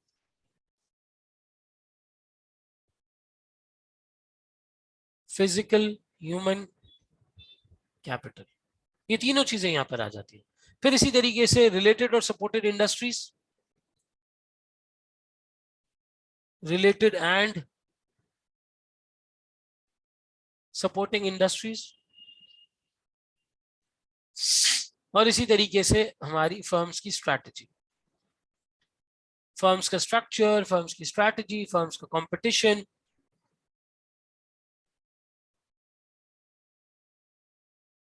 ये तीनों चीजें यहाँ पे, चारों चीजें हमारे पास आ जाती हैं। अब आप एनालाइज करो कि यूएस टेक्नोलॉजी में, रिसर्च डेवलपमेंट में इतना आगे क्यों है। तो सबसे बड़ी बात यह है कि वहां पे इकोनॉमी स्ट्रांग होने की वजह से लोगों के अंदर ये परचेसिंग पावर है कि वो टेक्नोलॉजिकल प्रोडक्ट्स को खरीद सकते हैं, डिमांड मौजूद है। फैक्टर्स के परस्पेक्टिव से यूनिवर्सिटीज, अच्छे ग्रेजुएट्स, अच्छी जगहें, अच्छी पॉलिसीज, अच्छा फैक्ट्री और प्लेसेस बनाने का, मैन्युफैक्चरिंग सेटअप बनाने की अवेलेबिलिटी, ये सारी चीजें मौजूद है। रिलेटेड और सपोर्टिंग इंडस्ट्रीज भी वहां पे मौजूद है। मतलब अगर गाड़ियां वहां पे लोकली मैन्युफैक्चर हो रही है, असेंबल हो रही है, तो उन गाड़ियों का स्टील हो या उन गाड़ियों की जो जो बेसिक रॉ मटेरियल्स होते हैं, स्पेयर पार्ट्स होते हैं, इन सबकी इंडस्ट्रीज मौजूद है। और बाकायदा एक लीगल स्ट्रक्चर है, कंपनीज के आपस में राइवलरीज हैं, वो एक दूसरे को इम्प्रूव करती हैं, लोकल कंपटीशन है, लोकल कंपटीशन की वजह से वो इनोवेट करती हैं, इनोवेट कर करके नए नए डिजाइन लेके आती हैं। जैसे गाड़ियों के मामले में जर्मनी बहुत ज्यादा मशहूर है, परफ्यूम्स के मामले में आपको जो है वो ममालिक इस तरह से नजर आएंगे, फिर बैंकिंग में स्विट्जरलैंड बहुत ज्यादा आपको नजर आता है, टूरिज्म में दुबई आपको बहुत ज्यादा उसमें जो है वो नजर आता है, सऊदी अभी अब आहिस्ता आहिस्ता इस तरफ आने लगा है। जब आप इसको एनालाइज करोगे तो ये 3-4 चीजें नजर आती है। Basically it focuses on a certain industry. Yes, एक सवाल आया हमारे पास कि सर एक सर्टेन इंडस्ट्री को एनालाइज करने का तरीका है। बिल्कुल यार, ये पोर्टर्स डायमंड हमें हमें ये भी बिजनेस एनवायरनमेंट एनालाइज करने में हेल्प करता है। This also helps us to analyse the business environment. जैसे पेस्टिल हमें मदद करता है, ये भी हमें मदद करता है बिजनेस एनवायरनमेंट को समझने में। कोई भी एक एलिमेंट होगा तो कंपेरेटिव एडवांटेज मिलेगा यार, एक एलिमेंट से फायदा नहीं है। मतलब मिसाल है, फॉर एग्जांपल पाकिस्तान में बहुत सारे ऐसे प्रोडक्ट्स हैं जिनकी डिमांड मौजूद है, लेकिन उनकी इंडस्ट्रीज ना होने की वजह से हमें उन्हें इंपोर्ट करना पड़ता है। क्या यहाँ पे कंप्यूटर्स की डिमांड नहीं है? क्या यहाँ पे टेक्नोलॉजिकल प्रोडक्ट्स की डिमांड नहीं है? बिल्कुल है, लेकिन लोगों को महंगा पड़ता है। अगर यही फोन्स यहाँ लोकली मैन्युफैक्चर होना शुरू हो जाए, फोन्स का नंबर इंक्रीज कर जाएगा। लोग तो बाकायदा पैसा सेव करते हैं फीचर्स वाले फोन और फीचर्स वाली गाड़ियों के लिए। उन्हें कहो कि भाई अपनी जात के ऊपर पैसा लगाओ, सीखने में कोई स्किल करो, कोर्स करो, यूडेमी पे $100 $150 की कोई कोई कोर्स कर लो, कोई चीज सीख लो। वो बोलेंगे नहीं भाई, हमें नहीं सीखना। लेकिन उन्हें कोई तुम जाके बताओ कि गाड़ी में जी ये फलाना टेक्नोलॉजी है, इससे बिल्कुल नाइट्रो हो जाएगा और आपकी गाड़ी 10 सेकंड में 240 की स्पीड पे चली जाएगी, तो वो जवान अपना पेट काट के गाड़ी के अंदर वो फीचर लगाएगा। या ये फलाने स्पीकर्स हैं, इसके अंदर ये वाला साउंड इफेक्ट आता है, आप ये लगा लें, आप ऐसा इंटीरियर बना लें, आप गाड़ी के अंदर ये वाले सीट कवर्स लगा लें। वो अपने पेट काट के, अपने आप को भूखा रख के, फाके करके पैसे जमा करेगा, लेकिन वो सीट कवर वो गाड़ी पे लगाएगा। यहाँ कंडीशंस है, लेकिन यहाँ वो सपोर्टेड इंडस्ट्री नहीं है। गाड़ी इतनी महंगी पड़ती है हमें, हमारे पास ना जमीन से वो मटेरियल निकलता है जो गाड़ियों की चादरों में और गाड़ियों की स्टील में और इन चीजों में लगता है, ना हमारे पास उससे रिलेटेड इंडस्ट्रीज है, ना हमारी गवर्नमेंट की विल है कि उनको इस हवाले से कोई काम करना है, ना हमारी लीडरशिप की कोई विल है। या तो लीडरशिप कभी बेचारी, आपको छोड़ो, उस पर बात नहीं करते। तो बहरहाल एक चीज का होना सिर्फ काफी नहीं है, एटलीस्ट 2-3 एलिमेंट्स तो आपके जमा होना। Comparative advantage on national level, बिल्कुल सही कहा। या लिख लेते हैं, अच्छा जुमला बताया इन्होंने। competitive advantage on national level। अब हमें थोड़ा थोड़ा टेक्नोलॉजी, फ्रीलांसिंग, इन चीजों में एक एज मिल रहा है दुनिया के कंपैरिजन में, क्योंकि हमारे पास यूथ बहुत ज्यादा है। पाकिस्तान की पॉपुलेशन का 65% अल्हम्दुलिल्लाह यूथ है, और वो अब आहिस्ता आहिस्ता कोशिश कर रहे हैं अपने आप को इस चीज में इवॉल्व करने की। और ये सिर्फ शहरों की बात नहीं, गांव देहात इंटीरियर में भी बहुत सारे लोग अब कोशिश कर रहे हैं कि इन चीजों को वो सीखे, समझे और आगे बढ़े। तो अच्छे बुरे लोग हर जगह होते हैं, उम्मीद रखनी चाहिए इंशाल्लाह ताला बेहतर हो जाएगा मामला आगे। बहरहाल पोर्टर्स डायमंड हमें किसी भी प्रोडक्ट में कंपेरेटिव एडवांटेज और नेशनल लेवल होता है, ये समझने में हमें हेल्प करता है। ठीक है, फिर इसी तरीके से ये हमने तीनों मॉडल्स पढ़ लिए यहाँ पे एक्सटर्नल एनवायरनमेंट के परस्पेक्टिव से। हमारे पास कुछ सवाल आया है? Porters 5 forces micro environment and porters diamond macro environment. यार पोर्टर्स 5 फोर्सेस भी आपको मैक्रो एनवायरनमेंट ही बता रहा होता है। आप मैक्रो लेवल पे देख रहे होते हो कि पाकिस्तान में या किसी एक पर्टिकुलर मुल्क के अंदर कितना ज्यादा कंपटीशन है, किसी इंडस्ट्री के अंदर कितना ज्यादा कंपटीशन है। तो वो कोई माइक्रो नहीं होता। माइक्रो तब वो जब मैं लकी सीमेंट को अकेले एनालाइज करूं, वो माइक्रो है। जब मैं सीमेंट इंडस्ट्री को एनालाइज कर रहा हूं तो दैट इज समवॉट मैक्रो। ठीक है, इकोनॉमिक्स ज्यादा मैक्रो है। अगर मैं मुल्क के current account deficits, foreign exchange reserves, exchange rate और लीडरशिप, गवर्नमेंट की बात करूं तो दैट इज टू मैक्रो। ठीक है, आई एग्री टू दैट, बहुत ही ज्यादा वो मैक्रो लेवल की बात है। लेकिन इंडस्ट्री को भी एनालाइज करना, इट्स नॉट माइक्रो। ये माइक्रो नहीं है। अगर आप कंपटीशन को पढ़ रहे हो तो it is also somewhat in the macro element as well. हाँ, ये कह सकते हो, बिल्कुल ये कह सकते हो, सही। अब आ जाते हैं जी इंटरनल, उसके ऊपर। इंटरनल के अंदर हम क्या क्या चीजें देखते हैं? सर इंटरनल वाले में हमें दो चीजें देखनी होती है। एक हमें देखना होता है हमारे पास रिसोर्सेस क्या है, दूसरा हमें देखना होता है कि हमारी कैपेबिलिटी क्या है, क्या हम कर सकते हैं, और उसको करने के लिए हमारे पास कितने यूं समझ लो कि कितनी कैपेबिलिटी है, कितने रिसोर्सेज है, किस चीज को करने की हमारे पास सलाहियत है, और सलाहियत के साथ साथ उसके वसाइल है। उसको करने के लिए जिन असासों की जरूरत है, एसेट्स की जरूरत है, वो एसेट्स हमारे पास है। तो यहाँ पे हम दोनों चीजें देखते हैं। एक, किसी इंडस्ट्री में या किसी जगह पे काम करने के लिए क्या threshold resources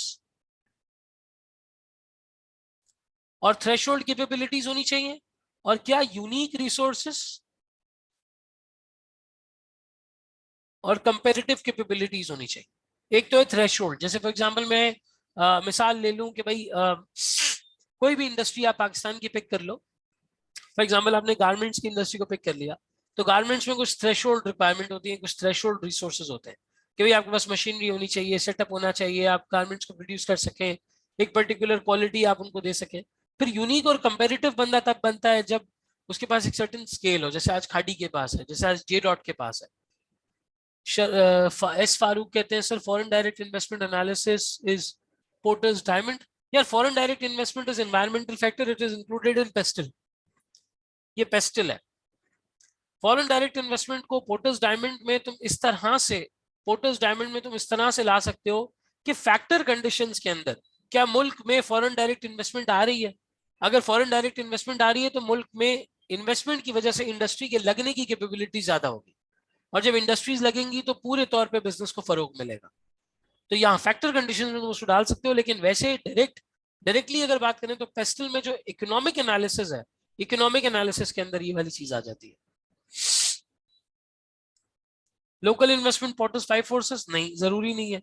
Porter's five forces में अगर मैं एक एमएनसी को एनालाइज कर रहा हूँ तो एमएनसी के पीछे तो फॉरेन इन्वेस्टमेंट होती है। मिसाल है, मैं आज एक एफएमसीजी बनाने की बात करता हूँ, क्या बनाने की बात करता हूँ, मैं डिटर्जेंट बनाऊंगा या मैं फूड प्रोडक्ट बनाऊंगा, तो मैं शान को एनालाइज करूंगा, उसके पीछे लोकल इन्वेस्टमेंट है। मैं यूनिलीवर और आरबी को और पीएनजी को एनालाइज करूंगा, नेस्ले को एनालाइज करूंगा, उसके पीछे इंटरनेशनल इन्वेस्टमेंट है, फॉरेन इन्वेस्टमेंट है। तो इसका इन्वेस्टमेंट से बजाय कोई ताल्लुक नहीं है। समझ आती है बात। आपका सेकंड नेम आपने लिखा है तो मैं आपको फारूक कह के बुला सकता हूँ। क्लियर होता है पॉइंट।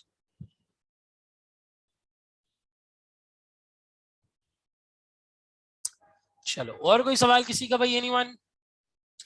तो यहाँ पे हम थ्रेशोल्ड रिसोर्सेज देखते हैं कि मिनिमम, बेयर मिनिमम क्या होना चाहिए, वो हमारे पास है या नहीं है, और फिर कौन सी ऐसी चीज है जो हमें एज देगी, जो हमें कंपेरेटिव एज प्रोवाइड करेगी, जो हमें कंपेरेटिव आउट परफॉर्म करने वाला कोई एलिमेंट जो है वो प्रोवाइड करेगी। ठीक है, ये हम इंटरनल एनालिसिस के अंदर बहरहाल इसको देखते हैं। ठीक है, वैल्यू चेन एनालिसिस पे आ जाओ।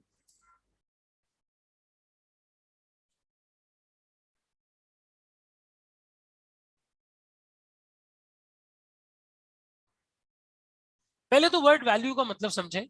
सर आज अगर मैं दुकानदार के पास जाता हूँ, मैं उससे कहता हूँ भाई मुझे माउंटेन माउंटेन ड्यू का एक कैन दे दो या पेप्सी का एक कैन दे दो, वो मुझे पेप्सी का कैन दे देता है, लेट्स से 60 रुपए का, 70 रुपए का, 80 रुपए का। मैं पेप्सी का कैन उससे ले लेता हूँ, उसको 80 रुपए पे कर देता हूँ, 80 रुपए इज द प्राइस। लेकिन पेप्सी के कैन से मिलने वाली जो सेटिस्फैक्शन है, जो यूटिलिटी है, जो उस कैन को पी के मुझे अच्छा लगता है, मेरी एक नीड पूरी होती है, मुझे एक सेटिस्फैक्शन मिलती है, that satisfaction is value. That satisfaction is value. गाड़ी आप पे करते हैं 27 लाख, 28 लाख, 30 लाख, 35 लाख रुपए, गाड़ी चलाते वक्त ड्राइव, कंफर्ट, फीचर्स, जो चीजें आपको मिलती हैं, that is value.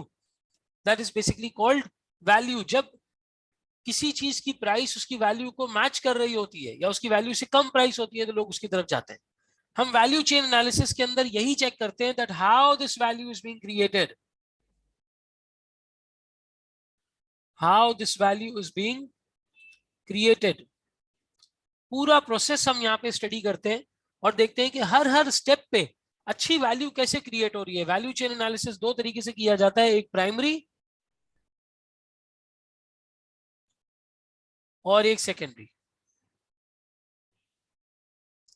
Primary analysis के अंदर inbound operations, outbound marketing, sales, service, ये सब देखा जाता है।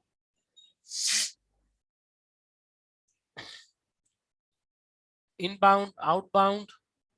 इनबाउंड मतलब रॉ मटेरियल प्रिक्योर करना, आउटबाउंड मतलब कस्टमर्स को सामान पहुंचाना, ऑपरेशंस मतलब प्रोडक्शन, मैन्युफैक्चरिंग, फ्लोर हैंडलिंग, फिर मार्केटिंग, या कह लें सेल्स, और फिर उसके बाद सर्विस, यानी कि आफ्टर सेल्स सर्विस। एक दफा सामान बेच दिया, उसके बाद आप कैसे उसको कैटर कर रहे हैं। ठीक है, सेकेंडरी के अंदर आ जाता है at the same time HR, finance, technology. ठीक है, ये वाली सारी चीजें इसके अंदर आ जाती है। फिर आपका अपना इंफ्रास्ट्रक्चर, आपका ऑर्गेनाइजेशनल स्ट्रक्चर, ये सब चीजें भी इसके अंदर आ जाती है। आप पर्टिकुलरली देखते हैं कि भाई हर हर पॉइंट पे हम वैल्यू किस तरह क्रिएट कर रहे हैं, हर हर पॉइंट पे हम वैल्यू किस तरीके से क्रिएट करें। अगर अच्छा रॉ मटेरियल लोगे, कम पैसों में लोगे, तो प्रॉफिटेबिलिटी भी होगी, क्वालिटी की वजह से प्रोडक्ट भी अच्छा बनेगा। अगर आउटबाउंड टाइम पे होगा, कस्टमर सेटिस्फाइड रहेगा। अगर ऑपरेशन सही होंगे, वेस्टेज कम होगा। अगर मार्केटिंग अच्छी होगी, सेल्स अच्छी होगी, तो आपके वॉल्यूम्स बूस्ट करेंगे। अगर आफ्टर सेल्स सर्विस अच्छी होगी तो फीडबैक होगा, वर्ड ऑफ माउथ से लोग आपकी मार्केटिंग करेंगे। अगर एचआर अच्छा होगा तो ह्यूमन कैपिटल बिल्ड करोगे। अगर फाइनेंस अच्छा होगा तो पैसों में एम्बेजलमेंट नहीं होगी, अच्छे अच्छे आइडियाज आएंगे, अच्छे अच्छे ऑपरेशन, अच्छे अच्छे अच्छी अच्छी अच्छी अच्छी स्ट्रैटेजीज आएंगी। जैसे फाइनेंस वाले फॉरवर्ड कॉन्ट्रैक्ट करते हैं, it's a very good hedging strategy, very good hedging strategy. एक सवाल आया सर, आउटबाउंड को समझा दें। भाई आउटबाउंड का मतलब यह है, आउटबाउंड का मतलब यह है कि तुमने एक चीज ऑर्डर की, कंपनी ने या उस दुकानदार ने तुम्हारे घर पे उसको पहुंचाया, that is outbound. Computer zone है कराची में, बहुत मशहूर आउटलेट है। बहुत छोटी छोटी एग्जांपल से मैं चीजें समझाता हूँ, बड़ी बड़ी बातें मुझे नहीं आती। कंप्यूटर जोन है, छोटा सा गुलशन इकबाल में एक आउटलेट है, बहुत ज्यादा लोगों में मशहूर है, प्रीमियम चार्ज करता है। कभी किसी से पूछो, पैसे ज्यादा होते हैं उसके मार्केट से। टेक्नोसिटी में जाओगे, एक चीज 40,000 की मिल रही होगी, कंप्यूटर जोन पे जाओगे 42 की मिलेगी, 43 की मिलेगी, 41,500 की मिलेगी, 41,500 की। क्यों? प्रीमियम चार्ज करता है, लेकिन चीज सही होती है, प्रॉपर होती है। वारंटी होती है तो प्रॉपर होती है। लेके जाओगे बाद में तो वो वक्त पे उसको सही करके देंगे, आपके मसले को सुनेंगे, आपकी बात को सुनेंगे। अगर वो कह रहे हैं कि भाई ये लाइसेंस प्रोडक्ट है, तो वो लाइसेंस प्रोडक्ट है। ऐसा नहीं होगा कि वो इंस्टॉल करने के बाद पता चलेगा कि आप पे पपलू फिट हो गया। अगर वो कह रहे हैं कि भाई ये कंपनी की वारंटी है और हम इसको ठीक करवाएंगे, तो वो ठीक करवा के देंगे, जो कह रहे हैं वो करेंगे, और वक्त पे आपके पास वो चीज आएगी। तो आउटबाउंड का मतलब है घर पर चीज टाइम पर आ रही है, कस्टमर के पास टाइम पे पहुंच रही है, और उसका पूरा लॉजिस्टिक्स का एक स्ट्रक्चर है जो कि बेहतर स्ट्रक्चर है। ठीक है। इसी के साथ फिर टेक्नोलॉजी वाला एंगल, ठीक है। टेक्नोलॉजी वाला एंगल, कितना अच्छे तरीके से हम टेक्नोलॉजी को एज कर रहे हैं, कितने अच्छे तरीके से लेवरेज कर रहे हैं, हमारी वेबसाइट, हमारी मार्केटिंग, ये वाली सारी चीजें इसके अंदर आ जाती है। फिर ऑर्गेनाइजेशन का स्ट्रक्चर, स्ट्रक्चर कैसा है, अगेन कल्चर कैसा है, कितना एम्प्लॉयज में हार्मनी है, एथिक्स कितना स्ट्रांग है, कितना कंपनीज में लोग जुड़ के रहते हैं, कितनी अच्छी बातचीत है, कितने अच्छे डिसिप्लिनरी एक्शन लिए जाते हैं जब किसी के साथ कुछ गलत होता है, कितना ज्यादा कंपनीज के लोगों के दरमियान एक कोहेजन है। क्योंकि जब अच्छा कल्चर होता है, लोग कंपनी छोड़ के नहीं जाते। जब वो कंपनी छोड़ के नहीं जाते, तो कंपनी लॉन्ग टर्म में एक अच्छा कंपेरेटिव एज पैदा करती है अपने कंपेटिटर्स के परस्पेक्टिव से। मैन्युफैक्चरिंग इंडस्ट्री में आउटबाउंड एक्टिविटी, यार मैन्युफैक्चरिंग में ही तो बता रहा हूँ, मैन्युफैक्चरिंग में तुम डिस्ट्रीब्यूटर तक माल पहुंचाते हो, डिस्ट्रीब्यूटर आगे रिटेलर को देता है, रिटेलर कस्टमर को देता है।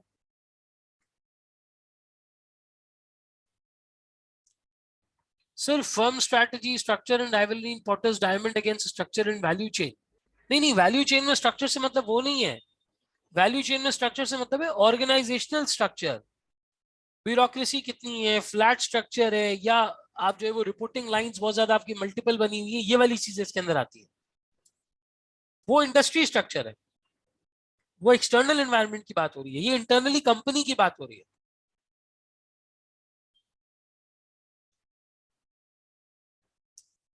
और फिर यहाँ पे ब्यूरोक्रेसी वगैरह, ब्यूरोक्रेसी वगैरह कितनी स्ट्रांग है, कितनी रिपोर्टिंग लाइंस हैं, कितना ज्यादा आपको अधेयर करना पड़ता है, ये वाली सारी चीजें आ जाती है। ठीक है। तो इस तरह से हमारा वैल्यू चेन एनालिसिस यहाँ पे पूरा होता है। The idea is value should be created at each step of the company, value should be created on each step of the company. ये ना हो कि आपके किसी स्टेप पे वैल्यू क्रिएट नहीं हो रही। मतलब इनबाउंड वाला तो बहुत अच्छा काम कर रहा है बेचारा, वो सामान सस्ते में लेके आता है, रॉ मटेरियल भी अच्छी क्वालिटी का लेके आता है, लेकिन ऑपरेशंस वाला वेस्टेज कर देता है। उसकी वेस्टेज की वजह से हमें बहुत ज्यादा कॉस्ट आती है। ये कॉस्ट आने से हमारे मार्जिन कम हो जाते हैं, हमारे मार्जिन कम होने से हमारी प्रॉफिटेबिलिटी कम हो जाती है, प्रॉफिटेबिलिटी कम होने से हमारे बोनसेस कम हो जाते हैं, बोनसेस कम होने की वजह से लोगों में सेटिस्फैक्शन और मोटिवेशन की कमी हो जाती है। ये पूरी चेन बन रही है ना, इसीलिए इसको वैल्यू चेन कहते हैं। कि अगर एक भी डिपार्टमेंट बीच में कोई गलत काम करेगा, तो वो पूरी चेन को अफेक्ट करेगा। अब मार्केटिंग वाला जोर लगाए जा रहा है, लगाए जा रहा है, लगाए जा रहा है, मेहनत किए जा रहा है सेल्स लाने के लिए, पता चला प्रोडक्ट ही खराब हो जाता है। भाई क्यों खराब हो जाता है? वो ऑपरेशंस वाला बनाते हुए गलती करता है उसके अंदर। ऑपरेशंस वाला बनाते हुए गलती करेगा तो अब मार्केटिंग वाले का क्या कसूर है? वो तो फेसबुक पे बजट लगाता चला जाएगा, ये ऐड बना लो, ये टीवी ऐड बना लो, ये सोशल मीडिया ऐड बना लो, फलाने बंदे को ले आओ, इस स्टार को ले आओ, इस इन्फ्लुएंसर को ले आओ। देखो ना ऑक्टा एफएक्स की वीडियो के अंदर आजकल जुनैद अकरम नजर आने लगा है। ऑक्टा एफएक्स बीच में फ्रॉड के लिए मशहूर हो गया था कि भाई लोगों के पैसे खा गए, ये कर दिया वो कर दिया। अब वो जुनैद अकरम को लेके आ गए। अगर प्रोडक्ट उनका ठीक नहीं होगा तो कौन खरीदेगा उसको?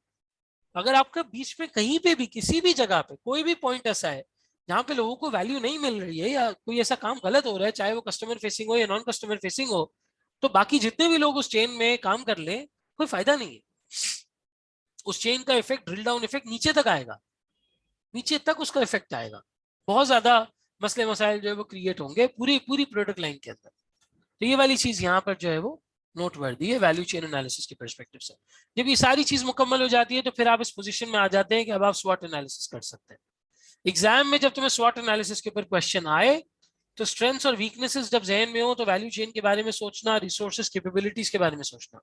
जब अपॉर्चुनिटीज और थ्रेट्स के ऊपर बात करना शुरू करो तो एनवायरनमेंट के बारे में सोचना, कंपटीशन के बारे में सोचना, जिस कंट्री के अंदर ऑपरेट कर रहे हो उस कंट्री में factor conditions, demand condition, supporting industries, firm rival strategy, structure, इन सब चीजों के बारे में सोचना और फिर स्वॉट एनालिसिस को अटेम्प्ट करने की कोशिश करना और टू द पॉइंट बात करना। आंसर टू द पॉइंट हो और लिंक्ड विद द सिनेरियो हो। अगर सिनेरियो में उसने मिस्टर असलम का नाम लिया है तो आपको भी अपने आंसर में मिस्टर असलम की बात को लिंक करके बात करनी है। जेनेरिक बात नहीं करनी है कि मेरे स्टडी टेक्स्ट के पेज नंबर 47 की लाइन नंबर 3 के अंदर फलाना वर्ड लिखा हुआ था तो मैं वो यहाँ पे चिपका दूं। जरूरी नहीं है, सिनेरियो के हिसाब से बात करनी है। जो सिचुएशन है उस सिचुएशन के हिसाब से बात करनी है। जब ये सारा पीछे कॉन्सेप्ट क्लियर होगा तो समझ आ जाएगा स्वॉट एनालिसिस करना कैसे। तुम कीवर्ड से पिक कर रहे होगे कि यार यहाँ पे ये चीज स्ट्रांग है, यहाँ पे ये चीज वीक है, बट इट्स जस्ट दैट कि आपको ये पूरा एरिया समझ आना चाहिए। तब जाके आप ये स्वॉट एनालिसिस और ये वाली सारी चीजें जो है वो कंप्लीटली तरीके से मुकम्मल कर पाएंगे। चले जी, यहां पर अब किसी को कोई मसला, आगे बढ़े एक स्टेप। फायदा हो रहा है तुम लोगों को इस रिवीजन का? चलो, is it helpful for everybody? चले अब एक स्टेप आगे बढ़ते हैं।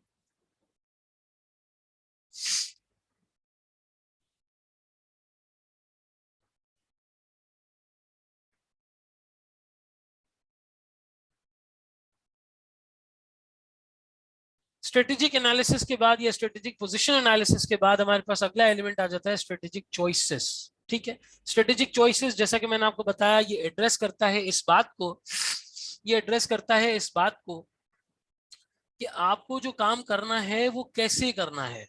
आपको जो काम करना है वो काम आप किस तरह से करना चाहते हैं। What is the method with which you have to do your work. आप किस तरीके से मार्केट में काम करना चाहते हैं, कौन सा मॉडल आप अपनाना चाहते हैं, किस तरीके से आगे बढ़ना चाहते हैं। इसके अंदर सबसे पहला जो एलिमेंट आता है वो आता है कंपेरेटिव स्ट्रैटेजी। कंपटीशन को कैसे साथ लेके चलोगे, कौन सा एरिया है जिस पर फोकस करोगे, कंपटीशन क्या कर रहा है, एनवायरनमेंट क्या कर रहा है, वो सब आपने ऊपर देख लिया। एक्सटर्नल एनवायरनमेंट पढ़ लिया, मार्केट पढ़ ली, कंट्री पढ़ ली, इकोनॉमी पढ़ ली, एनवायरनमेंट पढ़ लिया, सोशल पर्सपेक्टिव पढ़ लिया, हर चीज पढ़ ली। आपने डिसाइड कर लिया भाई बर्गर बेचना है, बर्गर बेचना है, कैंटी चिकन बेचनी है, मैंने कपड़े बेचने हैं, मैंने गाड़ी बेचनी है, मैंने ऑनलाइन ई कॉमर्स का कोई स्टोर बनाना है, मैंने फाइनेंशियल कैलकुलेटर्स बेचने हैं। कोई भी चीज है जो आपने डिसाइड कर ली बेचनी है, आप किस तरह बेचनी है उसके ऊपर सवाल है। तो सबसे पहला सवाल उसके अंदर आता है भाई कंपेरेटिव स्ट्रैटेजी तुम्हारी क्या होगी। कंपेरेटिव स्ट्रैटेजी तुम्हारी क्या होगी? इसके अंदर पोर्टर भाई बहुत मशहूर रह चुके हैं। पोर्टर भाई हमें तीन स्ट्रैटेजी की तरफ निशानदेही कराते हैं, कहते हैं भाई तीन में से कोई एक तुम अपना सकते हो। एक, कॉस्ट लीडरशिप।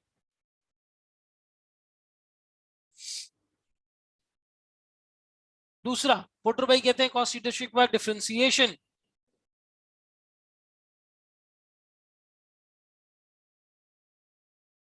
तीसरा, ये कहते हैं फोकस स्ट्रैटेजी।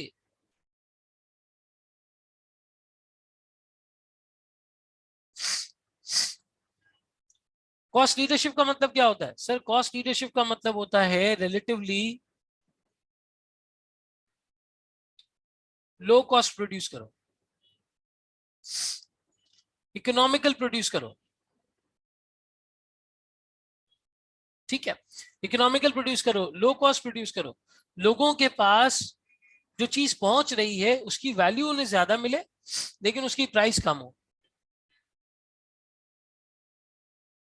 वैल्यू उनको उसकी जो है वो ज्यादा मिलनी चाहिए, पेनिट्रेट कर जाएं उस जगह पर हम जहां पर लोगों को लो कॉस्ट की चीजों की जरूरत है। यहाँ पर क्या होता है, यहाँ पे आप फोकस करते हैं कि यार चंद एक चीजें हम ऐसी एलिमिनेट कर देते हैं, चीजों को सस्ता कर देते हैं। इसकी एक बहुत कॉमन एग्जांपल है, मैं अक्सर अपने लेक्चर्स में दिया करता हूँ। आपको अगर फॉर एग्जांपल चिकन खानी है, जिंगर बर्गर खाना है या बर्गर खाना है, दो ऑप्शंस हैं। मेरियट के रेस्टोरेंट में भी जाके खा सकते हो, केएफसी में जाके भी खा सकते हो।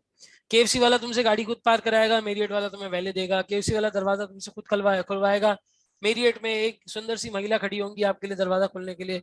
केएफसी वाला जो है वो आपको ऑर्डर लेने के लिए खुद काउंटर पे बुलवाएगा, मेरियट वाला एक वेटर भेजेगा, प्रॉपर बंदा भेजेगा शूटिंग वूटिंग में जो टेबल पे आके आपसे ऑर्डर लेगा।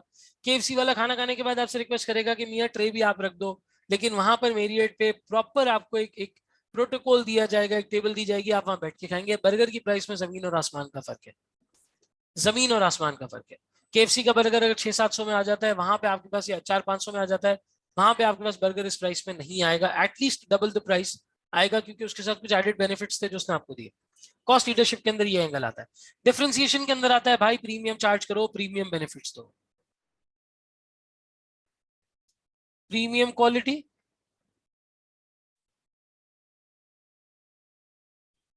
Plus premium benefits. लाहौर का पर्ल कॉन्टिनेंटल होटल देख लें, पीसी होटल ऐसा ही है, पीसी बुरबन देख लें ऐसा ही है, ठीक है। और प्राइसेस प्रीमियम। डिफरेंशिएशन का मतलब होता है कुछ अलग, कुछ जुदा, कुछ मुख्तलिफ हम लोगों को दे रहे हो। प्रीमियम चार्ज करते हैं लोग, प्रीमियम चार्ज करते हैं। कॉस्मेटिक्स की इंडस्ट्री उठा लो, बिल्कुल क्लियर एग्जांपल है। कॉस्मेटिक्स की इंडस्ट्री में बास प्रोडक्ट्स इंतहाई सस्ते होते हैं और अफोर्डेबिलिटी में आ जाते हैं। नॉर्मल क्रीम्स होती है, नॉर्मल चीजें होती है कॉस्मेटिक्स की for both the genders, cost leadership के एंगल में आती है। बाज होती है जो बहुत ही ज्यादा प्रीमियम प्रोडक्ट्स होते हैं और बहुत ज्यादा प्रीमियम चार्ज करते हैं, बहुत ही प्रीमियम चार्ज करते हैं। डिफरेंशिएशन फोकस स्ट्रेटजी का मतलब होता है कि आप डिफरेंशिएशन तो देते हैं, डिफरेंशिएशन तो देते हैं, but to a particular niche only,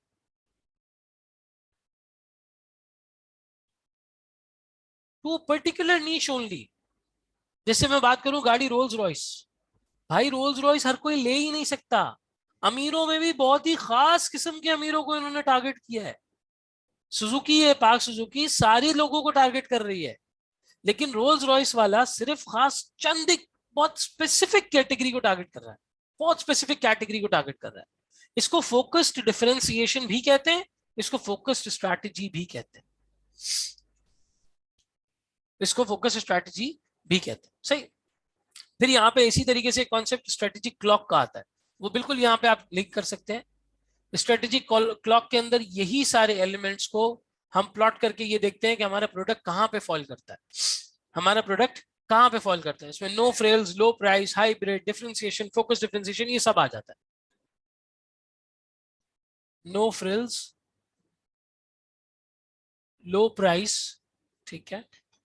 low price के बाद आपके पास हाइब्रिड, डिफरेंशिएशन,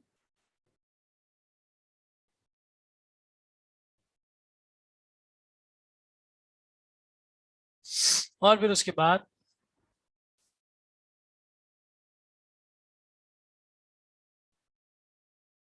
फोकस्ड डिफरेंशिएशन, ठीक है। ये सारी चीजें यहां पर आ जाती है। एक कंपेरेटिव स्ट्रैटेजी के अंदर आप पढ़ते हैं लॉक इन स्ट्रैटेजी।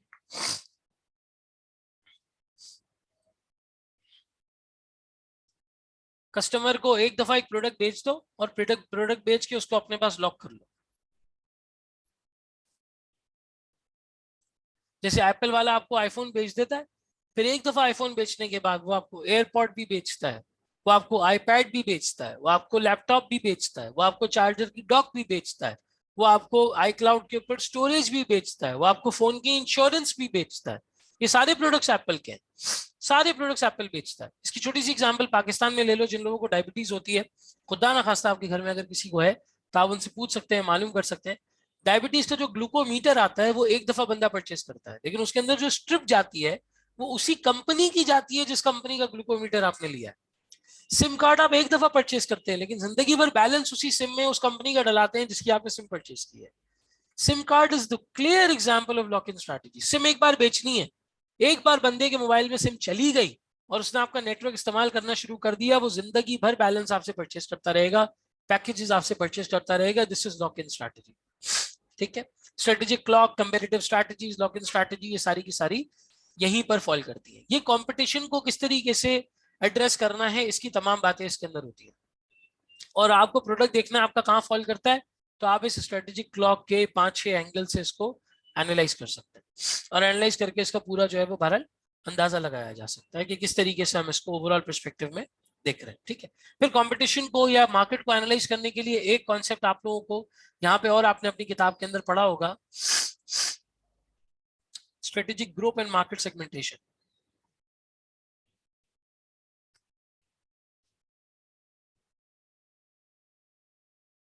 मार्केट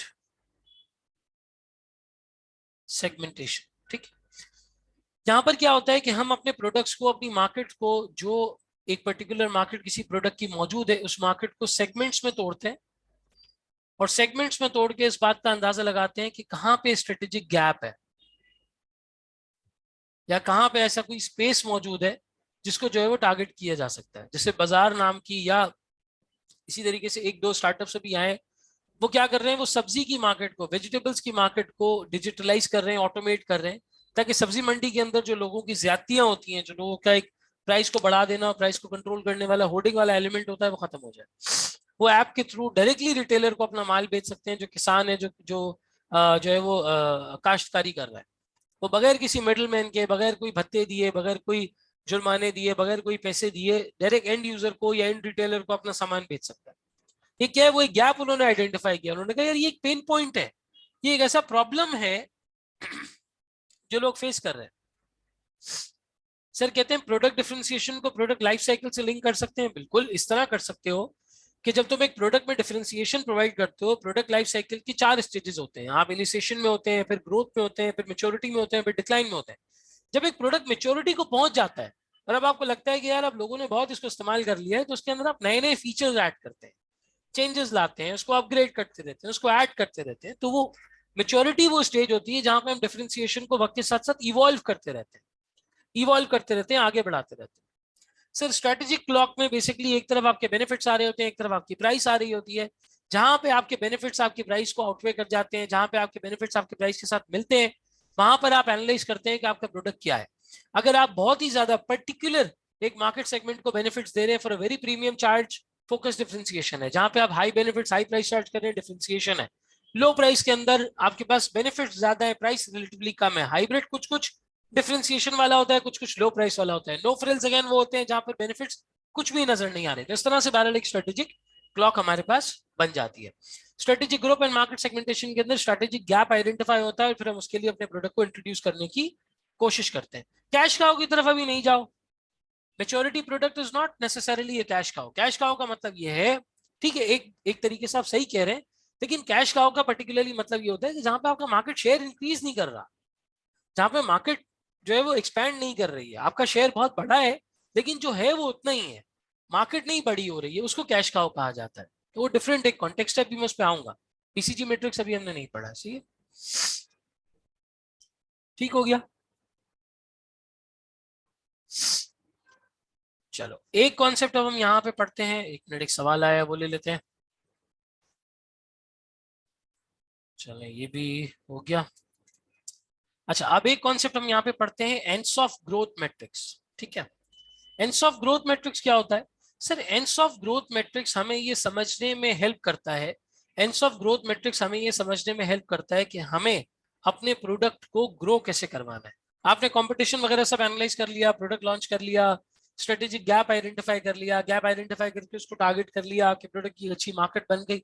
अब आप ग्रो करना चाह रहे हैं, तो ग्रो करने के लिए you have ends of growth model, जो आपको 4 डायमेंशंस बताता है, जो आपको 4 डायमेंशंस बताता है। क्या है वो 4 डायमेंशंस? सर मार्केट पेनिट्रेशन, ठीक है, सर मार्केट डेवलपमेंट,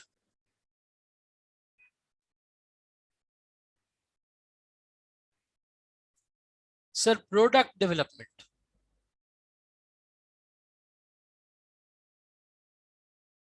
सर इसके साथ साथ है डाइवर्सिफिकेशन। इसके साथ साथ क्या है? डाइवर्सिफिकेशन। एक है मार्केट पेनिट्रेशन, एक है मार्केट डेवलपमेंट, एक है प्रोडक्ट डेवलपमेंट, एक है डाइवर्सिफिकेशन। मार्केट पेनिट्रेशन का मतलब यह है कि आप एग्जिस्टिंग प्रोडक्ट को, ये सबसे पहला फेज होता है प्रोडक्ट का, एग्जिस्टिंग मार्केट के अंदर फैलाएं। एक प्रोडक्ट को ही चुन लें, एक प्रोडक्ट को ही पकड़ लें, एग्जिस्टिंग प्रोडक्ट को एग्जिस्टिंग मार्केट में फैलाएं। मार्केट डेवलपमेंट होता है कि एग्जिस्टिंग प्रोडक्ट को नई मार्केट्स में फैलाएं। जैसे फॉर एग्जांपल मैंने रेफ्रिजरेटर की एक फैक्ट्री लगाई कराची कोरंगी एरिया में। मैं पहले सिंध को तो कवर कर लूं रेफ्रिजरेशन के लिए, सिंध में अपने रेफ्रिजरेटर्स फैला लूं हर जगह। इसको मार्केट पेनिट्रेशन कहेंगे कि मैंने सिंध में मार्केट पेनिट्रेट कर ली, सब जगह अपने रेफ्रिजरेटर्स पहुंचा दिए। तो मैंने कहा यार अब रेफ्रिजरेटर यही रखते हैं, रेफ्रिजरेटर यही रखते हैं, मार्केट चेंज करते हैं, थोड़ी पंजाब साइड पे चलते हैं। अब मैं अपने रेफ्रिजरेटर लेके पंजाब साइड पे गया। मैंने पंजाब साइड की मार्केट समझी, कंज्यूमर समझा, वहां की प्राइसिंग समझी, वहां का एनवायरमेंट एनालाइज किया। फिर मैंने कहा यार ये वाली चीज सही है, ये देते हैं यहाँ पे। रेफ्रिजरेटर मुझे समझ आ गया, मैंने अपना एग्जिस्टिंग रेफ्रिजरेटर नई मार्केट में दिया। प्रोडक्ट डेवलपमेंट में होता है न्यू प्रोडक्ट, एग्जिस्टिंग मार्केट। अब मैंने कहा यार पंजाब में मुझे सब जानने लगे हैं, सिंध में मुझे सब जानने लगे हैं, ये मेरी एग्जिस्टिंग मार्केट्स हैं। रेफ्रिजरेटर तो दे ही रहा हूँ, एसी भी देता हूँ, एसी दे देता हूँ या हीटर दे देता हूँ, या कोई इस तरीके का और कोई इलेक्ट्रॉनिक प्रोडक्ट है वो दे देता हूँ। तो ये प्रोडक्ट डेवलपमेंट है। और फिर है डाइवर्सिफिकेशन। डाइवर्सिफिकेशन होती है न्यू प्रोडक्ट, न्यू मार्केट। जैसे कल तक लकी सीमेंट सीमेंट बेचता था, सीमेंट बेचता था कंस्ट्रक्शन प्रोजेक्ट्स वालों को। आज गाड़ियां बेच रहा है ऑफिस वालों को। ऑफिस वाले कभी लकी से सीमेंट नहीं खरीदते थे, नई मार्केट है। लकी वाला कभी गाड़ी नहीं बेचता था, नया प्रोडक्ट है। लकी ने नई कंपनी खोली, गाड़ी बेच रहा है और नए लोगों को बेच रहा है। कहाँ ऑफिस वाले और कहाँ कंस्ट्रक्शन के बिल्डर जिनको पहले सीमेंट बेचा करता था। ये डाइवर्सिफिकेशन होती है। डाइवर्सिफिकेशन कंसेंट्रिक भी होती है, यानी रिलेटेड डाइवर्सिफिकेशन भी होती है, और कंप्लीटली अलग सिम्ट में भी डाइवर्सिफिकेशन होती है। एक एक आप मिलते जुलते प्रोडक्ट्स में ही जा रहे हैं, मिलते जुलते प्रोडक्ट्स में जा रहे हैं, तो एक रिलेटेड डाइवर्सिफिकेशन वाला एंगल आ जाता है। एक एक आप बिल्कुल ही डिफरेंट उसमें जा रहे हैं, तो वो एक डिफरेंट एंगल आ जाता है। इसके अंदर हम डाइवर्सिफिकेशन में दो तीन तरह की चीजें देखते हैं।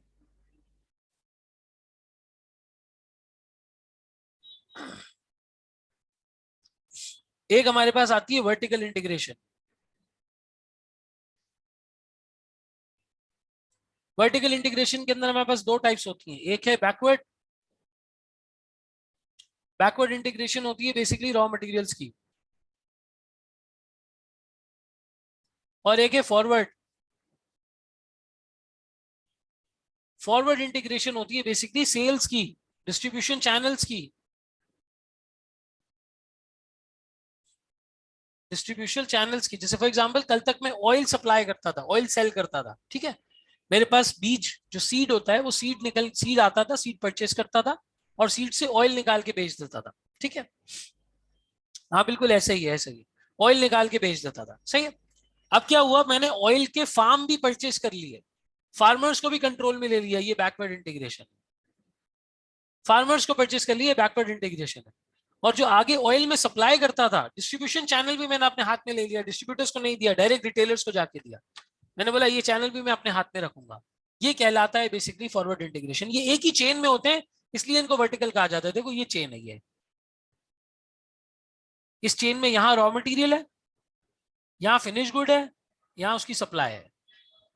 ये तो मेरे हाथ में ही है, फिनिश गुड तो मैं ही बना रहा था। जब मैं इसका कंट्रोल भी ले लूं और इसका कंट्रोल भी ले लूं, तो ये बैकवर्ड और फॉरवर्ड हो जाता है। इसके अलावा होती है हॉरिजॉन्टल डाइवर्सिफिकेशन। हॉरिजॉन्टल डाइवर्सिफिकेशन होती है रिलेटेड प्रोडक्ट्स में, मिलते जुलते प्रोडक्ट्स में। जैसे पाक व्हील्स कर रहा है, जाके देखो, पाक व्हील्स पहले सिर्फ गाड़ियों की क्लासिफाइड ऐड लगाता था, अब वो गाड़ियों के पार्ट्स भी लेके आता है, अब वो स्पेयर पार्ट्स भी लेके आता है, अब वो गाड़ियों की सफाइयां भी करता है, अब वो गाड़ियों पे एजुकेशन भी देता है, वो पॉलिसी मेकिंग भी करता है, 10,000 किस्म की वो चीजें कर रहा है रिलेटेड। और अगर आप बिल्कुल ही अनरिलेटेड डाइवर्सिफिकेशन की तरफ जा रहे हैं, दैट इज कॉल्ड कॉन्ग्लोमरेट। ये नाम कब से मेरे जहन में नहीं आ रहा था, मैं सोच रहा था लेकिन अब याद आया। कॉन्ग्लोमरेट। कॉन्ग्लोमरेट के अंदर ये होता है कि बिल्कुल ही आप नए प्रोडक्ट और नई मार्केट की तरफ जाते हैं, इंटायरली डिफरेंट होता है फ्रॉम योर एग्जिस्टिंग प्रोडक्ट। बिल्कुल ही आप डाइवर्सिफिकेशन की तरफ जाते हैं और एक नई चीज शुरू करते हैं, नई चीज की शुरुआत करते हैं। ठीक है, तो ये कॉन्ग्लोमरेट वाला एंगल इसके अंदर आ जाता है। जैसे मान लो कि आज यूनाइटेड बेकर्स वाला ये बोले कि मैं इलेक्ट्रिक व्हीकल्स बनाऊंगा, तो ये कॉन्ग्लोमरेसी हो गई कि वो बिल्कुल ही एक अलग चीज की तरफ जा रहा है। कल तक उसने रेस्टोरेंट खोला था, रहमत शीरी ने, यूनाइटेड ने, इन्होंने रेस्टोरेंट खोला था, तो दिस वाज हॉरिजॉन्टल इंटीग्रेशन। क्या यार मिलता जुलता प्रोडक्ट है, हम मिठाइयाँ तो बनाते ही थे, अब पिज्जा भी बना लेते हैं। हम मिठाइयाँ बनाते थे, अब जो है वो कढ़ाइयाँ बना लेते हैं, टिक्के बना लेते हैं। उन्होंने ये किया। कबाबजीज वाला हॉरिजॉन्टल इंटीग्रेशन कर रहा है, खाना खा रहे हैं तो केक भी बेच रहा है, साथ में शादी का हॉल भी बेच रहा है, मिलते जुलते प्रोडक्ट्स हैं सारे, करीब करीब के प्रोडक्ट्स हैं बेच रहा है। लेकिन कल को कबाबजीज वाला अगर हवाई जहाज बनाना शुरू कर दे तो एक कॉन्ग्लोमरेसी हो जाएगी। ठीक है, समझ आती है बात?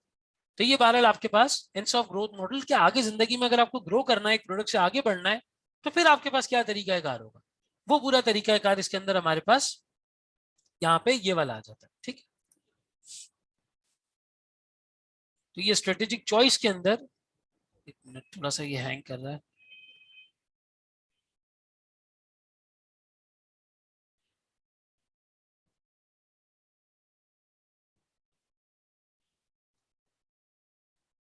Sir we might have to relate concepts of diversification with risks as well, right? हाँ बिल्कुल, बिजनेस रिस्क होता है जब आप डाइवर्सिफिकेशन की तरफ जा रहे होते हैं, किसी नए प्रोडक्ट की तरफ डाइवर्सिफाई कर रहे हैं, तो पहले उसकी मार्केट को अंडरस्टैंड करेंगे, उसके एनवायरमेंट को अंडरस्टैंड करेंगे, अपनी कैपेबिलिटीज और अपनी रिसोर्सेज को अंडरस्टैंड करेंगे, फिर कोई काम करेंगे। ऐसे एकदम से हवा में उठ के काम नहीं किया जा सकता। ठीक है, अच्छा जी, स्ट्रेटेजिक चॉइसेस में जितनी चीजें थी वो हमने यहाँ पे अल्हम्दुलिल्लाह कवर कर ली।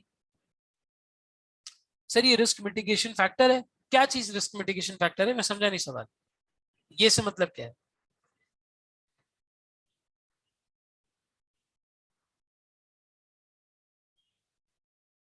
कॉन्ग्लोमरेट, यार कॉन्ग्लोमरेसी में डाइवर्सिफिकेशन का एंगल आता है। डाइवर्सिफिकेशन हमें ये हेल्प करता है कि हम जो है वो आ, अपने आप को बुरे वक्त से बचा सकें। जैसे इसकी छोटी सी एग्जांपल है, कल मैं बीएफडी की वर्कशॉप में पोर्टफोलियो पढ़ाते हुए ये बता रहा था कि अब जैसे फॉर एग्जांपल एक बंदा है, उसका काम है जूसेस बेचने का, वो लिमका ड्रिंक, जूसेस, ऐसी चीजें बेचता है जो कि गर्मियों के प्रोडक्ट्स हैं, गोला गंडा वगैरह, ये वाली सारी चीजें ये गर्मियों में बेचता है। सर्दियों में क्या बेचेगा भाई, ये चीजें तो खाई नहीं जाती जी, वो कॉर्न सूप बेचता है। तो ये कॉर्न सूप एक डिफरेंट प्रोडक्ट है, एक डिफरेंट एंगल है, मार्केट सेम है। जो लोग गोला गंडा पीते हैं वही लोग सूप भी पीते हैं आके। ठीक है, जो जो लोग गोला गंडा खाते हैं वही लोग सूप भी आके पीते हैं। जूसेस जो पीते हैं वही सूप भी पीते हैं, मार्केट सेम है, लेकिन उसने प्रोडक्ट अपना रिलेटिवली जो है वो चेंज कर दिया। तो प्रोडक्ट डेवलपमेंट वाली बात हो गई, लेकिन उसने अपने आप को डाइवर्सिफाई किया ताकि वो बुरे वक्त से बच जाए। ऐसा ना हो कि सर्दियों में उसके पास कुछ भी करने के लिए ना हो। ट्रैवल एजेंट्स का कोविड के जमाने में इतना बुरा हाल था, ट्रैवल एजेंसीज बंद थी, कोई ट्रैवलिंग हो नहीं रही थी, हज उम्रा दूसरे ट्रैवल्स ये सब बंद हुए हुए थे। I know a couple of travel agents, उन्होंने अपने घर में छोटे छोटे सेटअप लगा के खाना बना के बेचना शुरू कर दिया था, होम डिलीवरीज करना शुरू कर दी थी। अपने घर में मिनी मिनी हाउस जो है वो क्लाउड किचन खोल लिए थे कि आपको खाना नहीं बनाना, आप मसरूफ है, हम आपको बना के देंगे। ऐसी सिचुएशन हो गई थी। तो ये तो रिस्क मिटिगेशन इस तरह से है that they diversify basically, diversify करना है। मोइस कह रहे हैं सर वॉइस डिस्टॉर्ट हो रही है, बाकी लोगों के पास हो रही है या सिर्फ मोइस के पास हो रही है?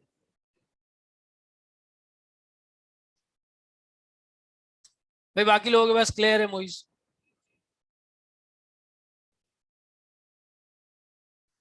ठीक है भाई, ऑलराइट। और कोई भी काम करने से पहले एक हमारे पास मॉडल होता है एसएफए, सूटेबिलिटी, फिजिबिलिटी, एक्सेप्टेबिलिटी, जहां पर हम ये चेक करते हैं कि जो हम काम करने वाले हैं वो हमारे शेयर होल्डर्स के लिए फाइनेंशियली, ऑपरेशनली, हर तरीके से फीजिबल हो, हमारे लॉन्ग टर्म ऑब्जेक्टिव्स के लिए सूटेबल हो, फाइनेंशियली फीजिबल हो, और हमारे स्टेक होल्डर्स के लिए एक्सेप्टेबल हो। ये छोटा सा मॉडल है, इसमें कोई इतनी ज्यादा लंबी चौड़ी कहानी नहीं है।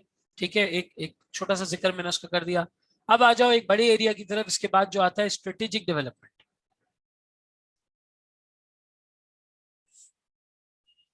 डेवलपमेंट वर्ड ग्रोथ से आगे का है। आप ग्रो कर गए, ठीक है, अब आपने मजीद अगर डेवलप करना है, मजीद अपने प्रोडक्ट में आगे बढ़ना है, तो अब अगला स्टेज शुरू हो जाता है। वो स्टेज क्या है? स्ट्रेटेजिक डेवलपमेंट का। इसके अंदर क्या आ जाता है? इसके अंदर आ जाता है मर्जर्स। ठीक है, मर्जर्स एंड एक्विजिशंस, जहां पे आप मुख्तलिफ कंपेटिटर्स को, कंपनीज को एक्वायर करना शुरू कर देते हैं। इसके अंदर आ जाता है ऑर्गेनिक ग्रोथ का एलिमेंट कि आप अपने तौर पे ग्रो कर रहे हैं। इसके अंदर आ जाता है joint venture and partnerships, joint venture and partnerships. इसके अंदर आ जाता है एलिमेंट फ्रेंचाइजिंग का। सर ग्रोथ स्ट्रेटेजिक चॉइस में आता है, हाँ बिल्कुल उसी में आता है। फ्रेंचाइजिंग ऑर्गेनिक ग्रोथ, बिल्कुल बिल्कुल सही बताया। सर मर्जर्स एंड एक्विजिशंस के अंदर ये होता है कि जहां पे हम कंपटीशन को खत्म करने की कोशिश करते हैं, हम कंपेटिटर्स को, नए प्रोडक्ट्स को, नई मार्केट को एक्वायर करने की कोशिश करते हैं। हमारे पास कैश फारिग पड़ा हुआ है, एक नई मार्केट हमारे पास नजर आ रही है, हमने उस नई मार्केट में पैसा लगा दिया, हमने उस नई चीज के अंदर पैसा लगा दिया। ये कंपेटिटर्स को एक्वायर करना या रिलेटेड बिजनेसेस के अंदर डाइवर्सिफाई करना।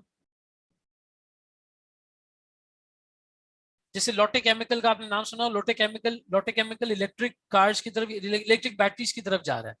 तो वो एक रिलेटेड प्रोडक्ट है, केमिकल रिलेटेड प्रोडक्ट ही है, लेकिन बहरहाल एक डिफरेंट प्रोडक्ट है, एक डिफरेंट प्रोडक्ट है, डिफरेंट मार्केट है पूरी इंटायरली।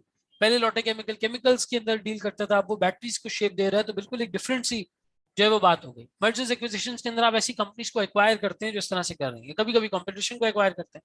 फूड पांडा का तुम लोगों ने नाम सुना है, फूड पांडा का किसी जमाने में कंपेटिटर हुआ करता था ई टॉय। ई टॉय बेसिकली बनाने वाला नुमान बंदा, इसको फूड पांडा ने ई टॉय को एक्वायर किया और नुमान को अपने फूड पांडा पाकिस्तान यूनिट का सीईओ बना दिया। That person went very wealthy at a young age, और फिर उसके बाद अच्छे तरीके से आगे भी बढ़ा। रिसेंटली नुमान ने फूड पांडा छोड़ा है, जिसके ऊपर काफी रिबेलियन भी क्रिएट हुआ था, काफी मसले मसाइल भी हुए थे। 1 मिनट दीजिएगा, आपके आईक्यू के एडमिन कल की टाइमिंग पूछ रहे हैं, मैं उनको जरा टाइमिंग बता दूं।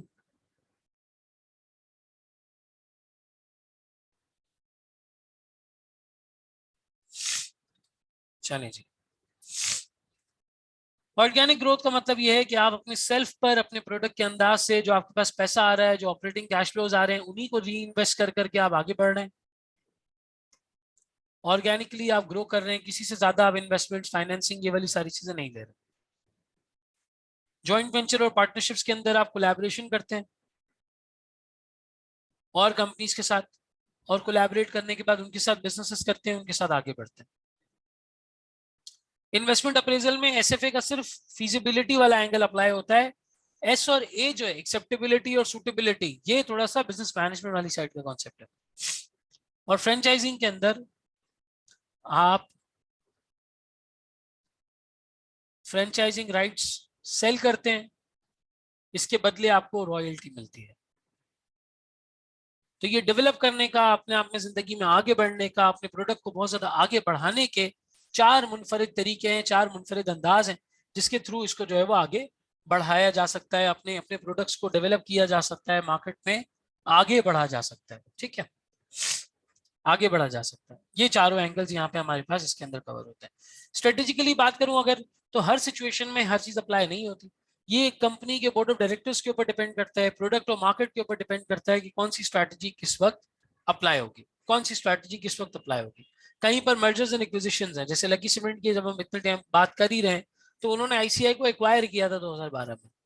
वो एक्विजिशन से केमिकल इंडस्ट्री में आए थे, उन्होंने केमिकल की ग्राउंड से फैक्ट्री नहीं लगाई थी। लेकिन गाड़ियों के केस में उन्होंने किसी को एक्वायर नहीं किया, उन्होंने गाड़ियों के लिए ग्राउंड से एक कंपनी बनाई और अपने पैसों से बनाई, जो सीमेंट से कैश कमाया था उससे बनाई। एंग्रो की अगर बात करें तो एंग्रो ने भी इसी तरीके से काम किया, फर्टिलाइजर, पॉलीमर, डिफरेंट कंपनीज उन्होंने अपने एग्जिस्टिंग कैश से ही बनाई, और वो आज करते चले आ रहे हैं, करते चले आ रहे हैं, करते चले आ रहे हैं। एक बिजनेस से कैश जनरेट करते हैं, दूसरे बिजनेस में उसको इन्वेस्ट करते हैं। ऑर्गेनिक ग्रोथ की अगर बात करें तो ऑर्गेनिक ग्रोथ में भी आपको, अच्छा अमील कहते हैं सर ये एसएफए की शॉर्ट एग्जांपल्स दे दें, ये समझ में नहीं आ रहा, आओ दे देते हैं। भाई एक कंपनी है, उसके कोर ऑब्जेक्टिव या उसका मिशन और विजन, एक पर्टिकुलर मिशन और विजन बना हुआ है, ठीक है। अब फॉर एग्जांपल उन्होंने अपने मिशन या विजन के अंदर ये चीज डिफाइन की हुई है, ये चीज डिफाइन की हुई है। फॉर एग्जांपल मान लो एक मीडिया कंपनी है, एक मीडिया कंपनी है, उन्होंने अपने ऑब्जेक्टिव्स के अंदर ये चीज डिफाइन की हुई है कि हम कभी भी पैसों के लिए सोशल मीडिया के ऊपर या मेन स्ट्रीम मीडिया के ऊपर कभी गलत बात नहीं करेंगे। अब उनके पास एक प्रपोजल आता है कि जी हमारा एक बंदा है, हम चाहते हैं कि ये आगे जाके एक बड़ा पॉलिटिशियन बने, तो हम चाहते हैं कि आप अपने चैनल पे इसको रिपीटेडली फीचर करें ताकि लोग इसे जाने पहचाने। तो वहां पे आपकी इंटेग्रिटी कॉम्प्रोमाइज हो रही है। आपके ऑब्जेक्टिव में ये लिखा हुआ था कि आप हमेशा जो है वो कॉन्फ्लिक्ट ऑफ इंटरेस्ट में नहीं आएंगे, हमेशा ऑब्जेक्टिव रहेंगे, हमेशा सच का साथ देंगे, हमेशा सच्ची चीज आगे बढ़ाएंगे। अब आपके सामने पैसे हैं और एक ऑप्शन है, बताएं करना है या नहीं करना। तो आपके ऑब्जेक्टिव से तो ये सूटेबल नहीं है ना, तो यू शुड रिजेक्ट इट। अगर ऑब्जेक्टिव में सूटेबल होता है तो you should do it. Feasibility का मतलब होता है financial feasibility, NPV, IRR. Feasibility का मतलब होता है कि वो पॉसिबल है भी या नहीं, कर सकते भी है या नहीं इस काम को। और एक्सेप्टेबिलिटी का मतलब होता है कि जो आपके शेयर होल्डर्स हैं, आपके स्टेक होल्डर्स हैं, आपकी कंपनी की लीडरशिप है, वो उसको एक्सेप्ट कर रही है या नहीं कर रही। समझ आती है बात अमीर? मैंने स्टार्टअप्स में देखा है, स्टार्टअप्स में अक्सर ये पॉइंट उठता है कि हमें मजीद फंडिंग की जरूरत है। दो फाउंडर अग्री करते हैं, दो नहीं अग्री करते। दो कहते हैं मजीद फंडिंग की जरूरत नहीं है, हमें इक्विटी डाइल्यूट करनी पड़ जाएगी, ओनरशिप हमारे हाथ से चली जाएगी, हमारे पास बिजनेस में कुछ नहीं बचेगा। दो कहते हैं नहीं, हमें ग्रोथ के लिए पैसा चाहिए, पैसा एक्सेलरेट करेगा, एक्सेलरेशन से आगे बढ़ेंगे। तो ये फट्टा आ जाता है एक्सेप्टेबिलिटी का। एक एक्सेप्टेबल कर रहा है, दूसरा नहीं कर रहा। सूटेबल तो है, उनके ऑब्जेक्टिव्स में तो लिखा हुआ था कि वो आगे बढ़ने के लिए इस तरह से करेंगे, आगे बढ़ेंगे। उनका ऑब्जेक्टिव है कि वो बड़ा प्रोडक्ट बनना चाहते हैं, बड़ी कंपनी बनना चाहते हैं। लेकिन एक्सेप्टेबिलिटी का मसला आ गया। फिजिबल भी है, अगर इन्वेस्टर से पैसा ले लेते हैं तो उस पैसे से 4 प्रोजेक्ट्स करेंगे, वो प्रोजेक्ट्स की एनपीवी बहुत हाई है, उनका प्रोडक्ट बहुत ऊपर जाएगा, पाकिस्तान में बहुत नाम कमाएंगे, लेकिन एक्सेप्टेबिलिटी नहीं है। दो फाउंडर कह रहे हैं पैसा हाथ से चला जाएगा, इक्विटी हाथ से चली जाएगी, दो फाउंडर कह रहे हैं इक्विटी नहीं जाएगी। समझ में आया अमील? बाकी लोगों को भी क्लियर होता है?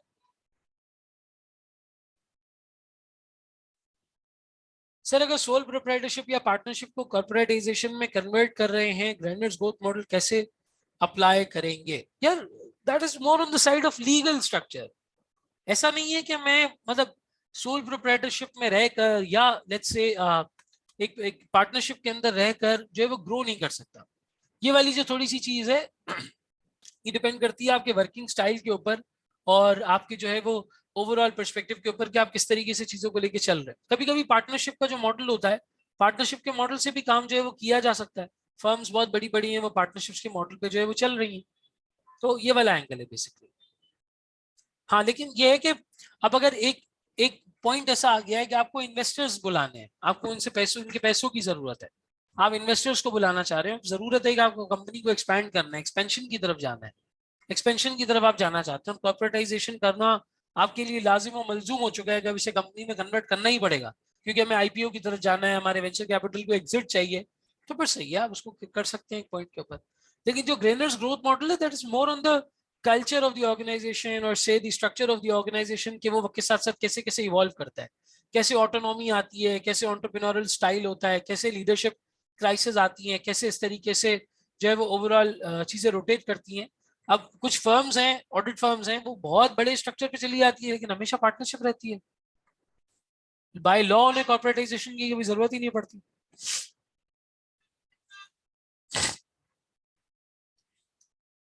तो इससे लीगल स्ट्रक्चर का ज्यादा ताल्लुक नहीं है। हाँ कंपनी इवॉल्व करती है as per ग्रेनर्स growth model, Aahista Aahista चीजों की क्राइसिस आती हैं, leadership crisis, autonomy, control, red tapism, growth, bureaucracy, ये वाली सारी चीजें आती हैं, तो उनको वक्त के साथ साथ एड्रेस किया जा सकता है।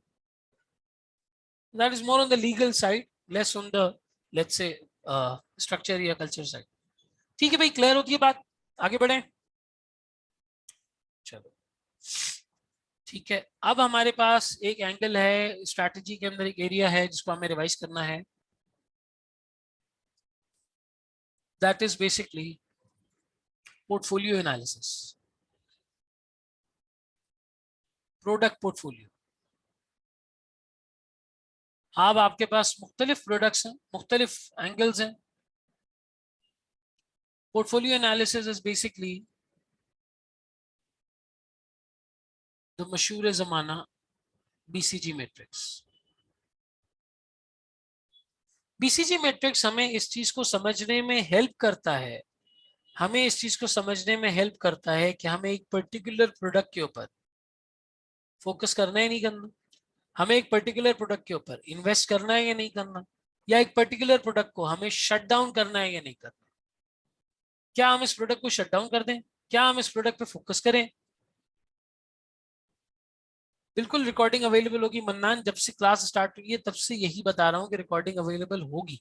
हर बंदा 15 मिनट बाद ज्वाइन करता है और फिर पूछता है सर क्या रिकॉर्डिंग अवेलेबल होगी, तो मैं अपने माथे पे लिख देता हूँ कि रिकॉर्डिंग अवेलेबल होगी और फिर तस्वीर खींच के कहीं लगा देता हूँ। ठीक है, फोकस, इन्वेस्ट और शट डाउन, ये 3 पैरेलल एंगल्स होते हैं जो किसी भी प्रोडक्ट को समझने के लिए हमारे पास बीसीजी मैट्रिक्स हमें हेल्प करता है।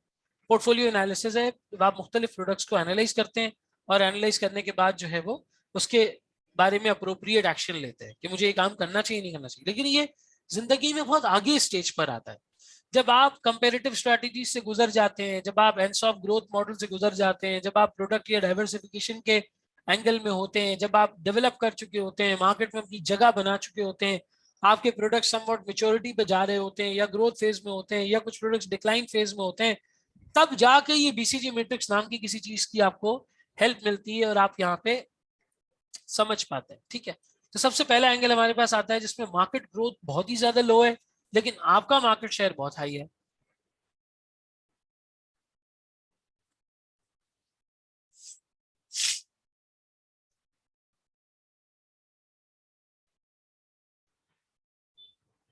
Market growth low but our share is high, इसको कहते हैं कैश काउ। हमारा मार्केट शेयर बहुत बड़ा है, हमारा मार्केट शेयर बहुत बड़ा है लेकिन मार्केट इटसेल्फ ग्रो नहीं कर रही है। हम अच्छा कमा रहे हैं, बाकी कंपेटिटर्स नहीं कमा रहे हैं। कैश काउ के स्टेज पे क्या करना चाहिए? Enjoy as much as you can, enjoy cash as much as you can and invest this cash on stars and problem child। Problem child कह लो, क्वेश्चन मार्क कह लो, एक ही बात है। प्रॉब्लम चाइल्ड या क्वेश्चन मार्क जो प्रोडक्ट्स होते हैं जहां मार्केट ग्रो कर रही होती है लेकिन आपका शेयर बहुत छोटा होता है, आपका शेयर बड़ा नहीं होता, वहां आप इनको इन्वेस्ट करें। स्टार प्रोडक्ट ये होता है कि मार्केट भी ग्रो कर रही है, आपका शेयर भी बहुत हाई है। मार्केट ग्रो कर रही है, आपका जो शेयर है वो भी बहुत ज्यादा हाई है, ऐसा प्रोडक्ट होता है स्टार प्रोडक्ट। इसको हमेशा फोकस करते रहना है। एक वक्त आएगा स्टार प्रोडक्ट कैश काउ बन जाएगा, जब जमाने में चेंजेस आएंगी, जब कस्टमर की प्रेफरेंसेस बदल जाएंगी, जब पसंद नापसंद चेंज हो जाएगी, जब सोचने का जाविया बदल जाएगा, जब जनरेशन चेंज हो जाएंगी, एक वक्त आएगा आपका ये जो प्रोडक्ट स्टार है ये कैश काउ बन जाएगा कि आपका शेयर तो बहुत ज्यादा है लेकिन वो मार्केट इतनी इवॉल्व नहीं कर रही, वो मार्केट इतनी इवॉल्व नहीं करी जैसे आईपॉड की मार्केट थी। एक वक्त था एप्पल ने आईपॉड्स निकाले थे वो म्यूजिक के लिए, आप उन्हें जेब में रख सकते थे, उसके अंदर 100,000 10,000 सॉन्ग्स आ जाते थे, लोग वो आईपॉड यूज करते थे। एक वक्त आया उसकी मार्केट खत्म हो गई, एप्पल का शेयर बहुत बड़ा था उसमें, ये MP3 प्लेयर्स की मार्केट थी, बेसिकली MP3 प्लेयर था टेक्निकली आईपॉड एक MP3 प्लेयर। उससे पीछे चले जाओ तो वॉकमैन की मार्केट, वॉकमैन एक वक्त में बहुत अच्छा चला था, बहुत लोगों को पसंद था, लोग लेते थे। आज हमें पता भी नहीं है वॉकमैन होता क्या है, चलता कैसे था। खैर अगर आप 90s के किड हैं तो आपने देखा होगा, अगर आप 2000 बाद के जेनिक्स हैं तो आपने देखा भी नहीं होगा कि वॉकमैन दिखता कैसा है। अगर आप 2001 2002 के बाद के किड हैं तो देखा भी नहीं होगा आपने किस तरह से दिखता है। तो बहरहाल ये मार्केट्स वक्त के साथ इवॉल्व करती हैं इसी तरीके से। ठीक है, स्टार प्रोडक्ट है, एक वक्त आएगा कैश काउ बन जाएगा।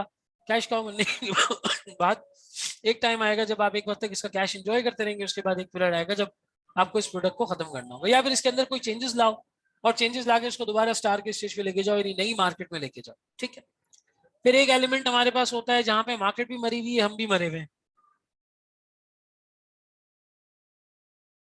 लो मार्केट लो शेयर। ना मार्केट इतना इंप्रूव कर रही है ना हम इतना ज्यादा हमारा कोई मार्केट शेयर है, ये डॉग है, इसको जितना जल्दी हो सके बेच के फारिग कर दो, इसको आप बेच दो कंपेटिटर्स को, sell to the market leaders, यानी जो कैश काउज हैं उनको बेच दो, जो इस मार्केट के लीडर्स हैं जो इसको चला रहे हैं उनको बेच देना चाहिए, उनको डाइवेस्ट कर देना चाहिए। अगर डाइवेस्ट करने की कॉस्ट बहुत ज्यादा है तो अलग चीज है, फिर चलते रहने दो, लेकिन अगर डाइवेस्ट कर सकते हो तो इनको बेच दो। सर कैश काउ में प्रोडक्ट मेच्योर हो गया, अगर इससे जनरेटेड कैश फ्लो को स्टार में इन्वेस्ट नहीं किया तो आप डिक्लाइनिंग फेज में चले जाएंगे, राइट? बिल्कुल ऐसा ही है, मैंने यहाँ लिखा भी है, मैंने यहाँ लिखा भी है कि कैश काउ से जो कैश आए इसको इन्वेस्ट कर दो स्टार्स और प्रॉब्लम चाइल्ड में। ये देखो ये मेरा कर्सर नजर आ रहा होगा यहाँ पर, मैंने लिखा हुआ है, इस कैश फ्लो को आप इन्वेस्ट कर सकते हैं इन दोनों के अंदर। सही, ठीक हो गया। अब आ जाते हैं इसके बाद आखिरी वाले एंगल के ऊपर, यहाँ पर मार्केट तो ग्रो कर रही है मार्केट तो ग्रो कर रही है लेकिन हमारा शेयर नहीं ग्रो कर रहा, हमारा शेयर नहीं ग्रो कर रहा है। इसको डॉग कहते हैं या प्रॉब्लम चाइल्ड कहते हैं, सॉरी इसको क्वेश्चन मार्क कहते हैं या प्रॉब्लम चाइल्ड कहते हैं? It's either a problem child और a question mark, it's either a problem child और अ क्वेश्चन मार्क। इसके ऊपर पैसे भी लगाने हैं, टाइम भी लगाना है और समझना भी है कि where we are going wrong. क्या हमारे पास रिक्वायर्ड कैपेबिलिटीज नहीं है, मार्केट से बंदे हायर कर लो। क्या हमारे पास रिक्वायर्ड रिसोर्सेज नहीं है, इन्वेस्टर से पैसा लेके रिसोर्सेज ले आओ। क्या हमारी मार्केटिंग स्ट्रैटेजीज गलत है, उनको ठीक करो। क्या हमें इंडस्ट्री एक्सपर्ट्स की जरूरत है, इंडस्ट्री एक्सपर्ट्स को लेके आओ। क्या हमें अपने आप को बदलने की जरूरत है, अपने आप को बदलो। जैसे सैमसंग के साथ हुआ था कि मोबाइल फोन्स की मार्केट तो बढ़ रही थी, सैमसंग का फोन नहीं बिक रहा था। फिर सैमसंग ने अपने आप को कंप्लीटली चेंज कर दिया। उसने बोला भाई हमें अपनी फैमिलीज के अलावा हर चीज बदल देनी है। वहां पे खाने पीने का स्टाइल, बैठने का स्टाइल, उठने का स्टाइल, कंपनी में काम करने का स्टाइल, प्रोडक्ट सोचने का स्टाइल, सब कुछ चेंज कर दिया। सैमसंग पूरा पैराडाइम शिफ्ट हुआ। फिर वो आए स्मार्टफोन्स की कैटेगरी में और बेहतरीन उन्होंने जो है वो एक प्रेजेंटेशन दी और अपने अच्छे फोन्स लेके आए, एप्पल के साथ कॉम्पीट किया, फीचर्स लाए। गैलेक्सी सोचा उन्होंने, गैलेक्सी फोन्स लेकर आए और जो है वो उस चीज को लेकर काफी आगे बढ़े। इवेंचुअली काफी हद तक मार्केट शेयर सैमसंग ने डेवलप किया और वो बहुत ही ज्यादा लोगों को समझ भी आया, अच्छा भी लगा और लोगों ने इस चीज को बाय भी किया, परचेज भी किया। तो वो वाली चीज को यहाँ पे समझने की जरूरत है कि सैमसंग का प्रोडक्ट उस वक्त कंप्लीटली आप कह सकते हैं कि क्वेश्चन मार्क बना हुआ था कि मार्केट तो मोबाइल फोन्स की बढ़ रही है, लोग खरीद तो रहे हैं, हमसे क्यों नहीं खरीद रहे, हमारा ऐसा क्या मसला हो गया। तो उस चीज को समझने के लिए बहरहाल हमारे पास ये वाला एंगल मौजूद है। Sir question mark growing product है तो यहाँ मार्केटिंग में इन्वेस्ट करना चाहिए, राइट? नहीं, मार्केटिंग में अंधा इन्वेस्ट नहीं करना चाहिए। पहले ये देखना चाहिए मसला आ कहाँ रहा है। हो सकता है आप मार्केटिंग बहुत अच्छी कर रहे हो लेकिन आपके प्रोडक्ट में फॉल्ट आ जाता है। आपके प्रोडक्ट का डिजाइन अच्छा नहीं है, कलर स्कीम अच्छी नहीं है, लोगों को वो उस तरीके से अपील नहीं कर रहा। जैसे मैंने वो डेयरी मिल्क की एग्जांपल दी कि जैसे ही लोग जवान हो रहे थे तो डेयरी मिल्क का प्रोडक्ट को नहीं खा रहे थे, हालांकि कन्फेक्शनरी आइटम्स की मार्केट तो बढ़ रही थी ना। कन्फेक्शनरी आइटम्स की मार्केट्स तो बढ़ रही थी, लोग चिप्स खा रहे थे, लोग स्नैक्स खा रहे थे, लोग इस तरह की दूसरी चीजें मंचीज में पैसे इन्वेस्ट कर रहे थे, डेयरी मिल्क नहीं खा रहे थे। तो उनकी गलती क्या थी? उनकी गलती ये थी कि वो अपने प्रोडक्ट को पोजीशन कर रहे थे एज समथिंग जो बच्चों के लिए है। फिर उन्होंने अपने प्रोडक्ट को पोजीशन करना किया ऐसे जैसे बड़ों के लिए है, कुछ मीठा हो जाए और ये वो इस तरह की जो कैंपेन्स है। वरना वो डेयरी मिल्क का एड सबको याद है कि ऐसा हो जाए कि दुनिया डेयरी मिल्क की हो जाए, डेयरी मिल्क की गाड़ी, डेयरी मिल्क का गेयर, वो सबको वो ऐड याद है, बचपन में सबने देखा होगा। कितना मजा आए रे, उसका एक वो टैगलाइन थी। वो डेयरी मिल्क ने अपने आप को पोजीशन इस तरह किया था कि हम जो है वो बच्चों का प्रोडक्ट है। फिर आहिस्ता आहिस्ता उन्होंने अपने मार्केट शेयर को डिक्लाइन होते हुए देखा तो उन्होंने उसको इंप्रूव किया। And they came up with this idea कि यार हम अपने प्रोडक्ट को पोजीशन गलत कर रहे हैं, हमें अपने प्रोडक्ट की पोजीशन ठीक करनी है। इंडिया में जो गाड़ी टाटा नैनो थी वो फेल ही इसलिए हुई क्योंकि उन्होंने अपने आप को पोजीशन किया एज अ चीप कार। अब इंडिया पाकिस्तान में गाड़ी है स्टेटस, सिंबल ऑफ स्टेटस। जो अमीर है वो गाड़ी ले सकता है, जो अप जो जो अपर मिडिल क्लास में है, जिसका अपर हैंड है, वो गाड़ी ले सकता है पाकिस्तान कराची के अंदर या लेट्स से इंडिया के अंदर, साउथ एशिया के अंदर। तो वहां पे ये हुआ कि उन्होंने चीप कार उसको वो किया। अब जब कोई टाटा नैनो लेता तो लोग कहते गाड़ी के, इसके पास बाइक के पैसे थे, गाड़ी नहीं मिल रही थी इसलिए टाटा नैनो ले लिया। तो लोगों को वो इंफीरियोरिटी कॉम्प्लेक्स होता था, तो वो कहते थे यार इस गाड़ी को लेने से बेहतर है लाख रुपए वाली बाइक ले लो, बहुत अच्छी बाइक आ जाएगी। लोग बोलेंगे क्या बाइक है आपके पास? इस गाड़ी को लेते हैं तो लोग कहते हैं गरीबों वाली गाड़ी ली है, कभी भी टूट जाएगी, कभी भी कुछ हो जाएगा। हालांकि टाटा नैनो में ऐसा कोई मसला नहीं था, उनकी पोजीशनिंग गलत थी। वो अपने प्रोडक्ट को पोजीशन गलत तरीके से कर रहे थे, चीप गाड़ी, चीप गाड़ी, चीप गाड़ी, तो वर्ड चीप ने उसको तबाह कर दिया। उनको समझ ही नहीं आया, आखिरकार उन्हें वो प्रोडक्ट फेल करना पड़ गया। ये आज के रिसर्च पेपर्स लिखते हैं कि असल गलती थी क्या टाटा नैनो की फेलियर के पीछे। तो अंधी सिर्फ मार्केटिंग सही नहीं करनी है, आपको देखना पड़ेगा कि आपका प्रोडक्ट गलत है या आपने प्रोडक्ट फिट सही नहीं किया या मार्केट फिट सही नहीं की। आप गलत कस्टमर को सही प्रोडक्ट या सही कस्टमर को गलत प्रोडक्ट तो नहीं बेच रहे हो, क्या कर रहे हो, किस तरह से कर रहे हो, ये देखना पड़ेगा। और ये अंडरस्टैंडिंग तुम्हारी होनी चाहिए तो तुम सवाल अटेम्प्ट कर सकोगे। अब तुम सवाल में लिख के आ जाओगे मार्केटिंग पे ध्यान देना चाहिए, भाई क्यों? हो सकता है वो एड्स बड़े अच्छे चलाते हो लेकिन उनके प्रोडक्ट में ही दम ना हो, उनका प्रोडक्ट ही इतना अच्छा ना हो। दराज के ऐड कम चलाता है? नहीं, बहुत अच्छे ऐड चलाता है। दराज की ऐड कैंपेन्स बहुत अच्छी है, लेकिन घर पे चीज मंगवाओ तो आती कुछ और है, कुछ और आती है। मैंने लैपटॉप का स्टैंड मंगवाया था तो ब्लैक कलर की पिक्चर थी, पिंक कलर का स्टैंड भेज दिया। मैंने कहा भाई पिंक स्टैंड कैसे भेज सकते हैं, स्टैंड कैसे इस्तेमाल कर सकता हूँ ऑफिस में। तो वो जो वैल्यू चेन वाला एलिमेंट है ना, वो देखना पड़ेगा आपको कि what is that exact step जहां पे बिजनेस को इंप्रूव करने की जरूरत है, so that they could improve their market share, so that they could improve their market share. Foodpanda को भी शुरू में यही मसला आया था। रेस्टोरेंटिंग की इंडस्ट्री बहुत तेजी से इवॉल्व कर रही थी, फूड स्पेंडिंग तेजी से बढ़ रही थी, मार्केट ग्रो कर रही थी, लेकिन इनका शेयर नहीं बढ़ रहा था, लोग ऑनलाइन नहीं मंगवा रहे थे। फिर उन्होंने एनालाइज किया, उन्होंने बोला भाई अगर ऑनलाइन खाना ऑर्डर करवाना है लोगों से तो इनको डिस्काउंट देना पड़ेगा।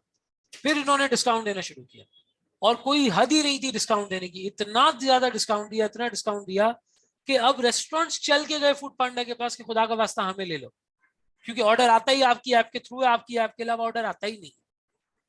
वरना एक टाइम था फूड पांडा ने बहुत स्ट्रगल किया था, वो जा जाके रेस्टोरेंट्स को बोलते थे अल्लाह का वास्ता आ जाओ, अल्लाह का वास्ता आ जाओ। रेस्टोरेंट्स आते ही नहीं थे, बोलते थे खली वली साइड पे हो जाओ, हम नहीं आ रहे। सर क्वेश्चन मार्क में प्रॉफिट्स हाई हैं तो मार्केट शेयर इंक्रीज करने के लिए कुछ करना तो पड़ेगा। बिल्कुल करना पड़ेगा, मतलब उसका प्रॉफिट से कोई लिंक नहीं है। अगर आपका मार्केट शेयर इंक्रीज करेगा तो ऑटोमेटिकली प्रॉफिट भी इंक्रीज करेगा ना, क्योंकि फिक्स कॉस्ट आपकी बढ़ेगी नहीं ज्यादा, वेरिएबल कॉस्ट पे आपको कंट्रीब्यूशन मार्जिन अच्छा मिलेगा। वो वाली बात है। ये देखो एक और आया ग्रुप पे, सर इज रिकॉर्डिंग अवेलेबल और नॉट। हालांकि मैं 10 दफा लिख चुका हूँ कि यस इट विल बी।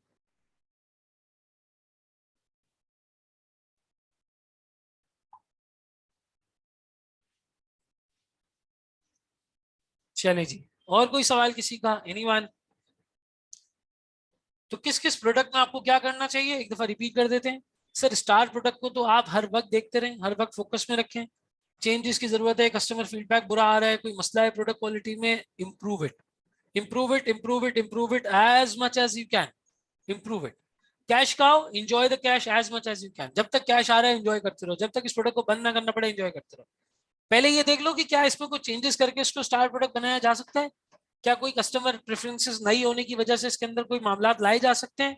ठीक नहीं लाए जा सकते, कैश एंजॉय करते रहो, कैश को इन्वेस्ट करो प्रॉब्लम चाइल्ड स्टार्स पे। डॉग को किसी को बेच दो, आगे कोई मार्केट लीडर हो, कैश का हो, उसको बेच दो।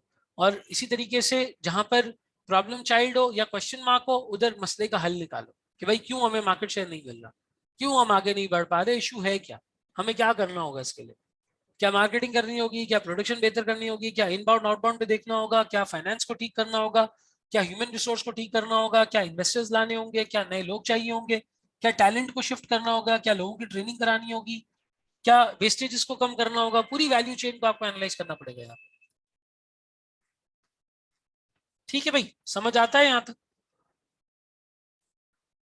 Everyone gets it? चले ये हो गया। अब हमारे पास है, एक मिनट दीजिएगा मुझे, मैं देख लूं आगे क्या लिखा था मैंने अपने पास।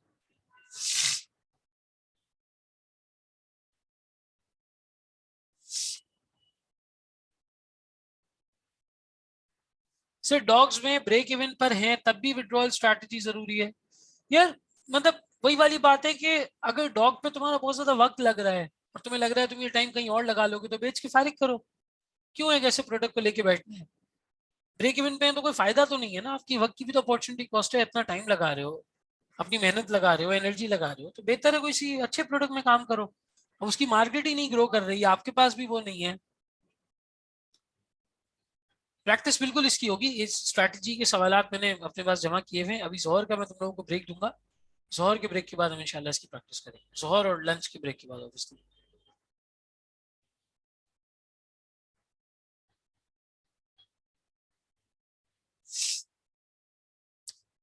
अच्छा जी, एक एस्पेक्ट अब यहाँ पे कवर होता है, एक एस्पेक्ट कवर करते हैं, उसके बाद मैं आपको दे देता हूँ इंशाल्लाह break.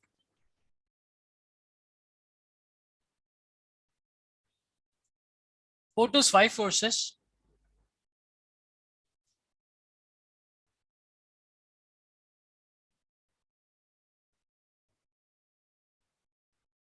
With respect to the internet now. अब हर चीज में ई कॉमर्स आ चुका है, ठीक है, अब हर चीज में ई कॉमर्स आ चुका है। तो अब आपकी स्ट्रैटेजी के ऊपर क्या उसका जो है वो इम्पैक्ट होना चाहिए, क्या चेंज होना चाहिए, because now businesses have transform themselves into E businesses now. अब सिर्फ बिजनेस वाली बात नहीं रही है, अब ई बिजनेस वाली बात हो चुकी है।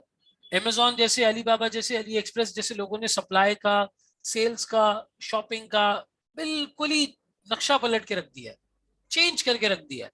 इंटरनेट की वजह से नए एंट्रेंट्स का आना भी इतना ज्यादा कोई मुश्किल नहीं है। ई कॉमर्स स्टोर खोलना कोई इतना मुश्किल नहीं है, बहुत लोग आ चुके हैं। कंपटीशन बहुत ज्यादा है, हर चीज के सप्लायर बहुत ज्यादा है, कंपेरेटिव राइवलरी बहुत ज्यादा है। ठीक है, कंपेरेटिव राइवलरी बहुत ज्यादा है। तो फाइव फोर्सेस की परस्पेक्टिव से अगर आपको देखना है तो आपको इंटरनेट को इवैल्यूएट करना होगा with respect to customers, with respect to suppliers, with respect to substitute products, with respect to new entrants, and with respect to rivalry, rivalry and competition.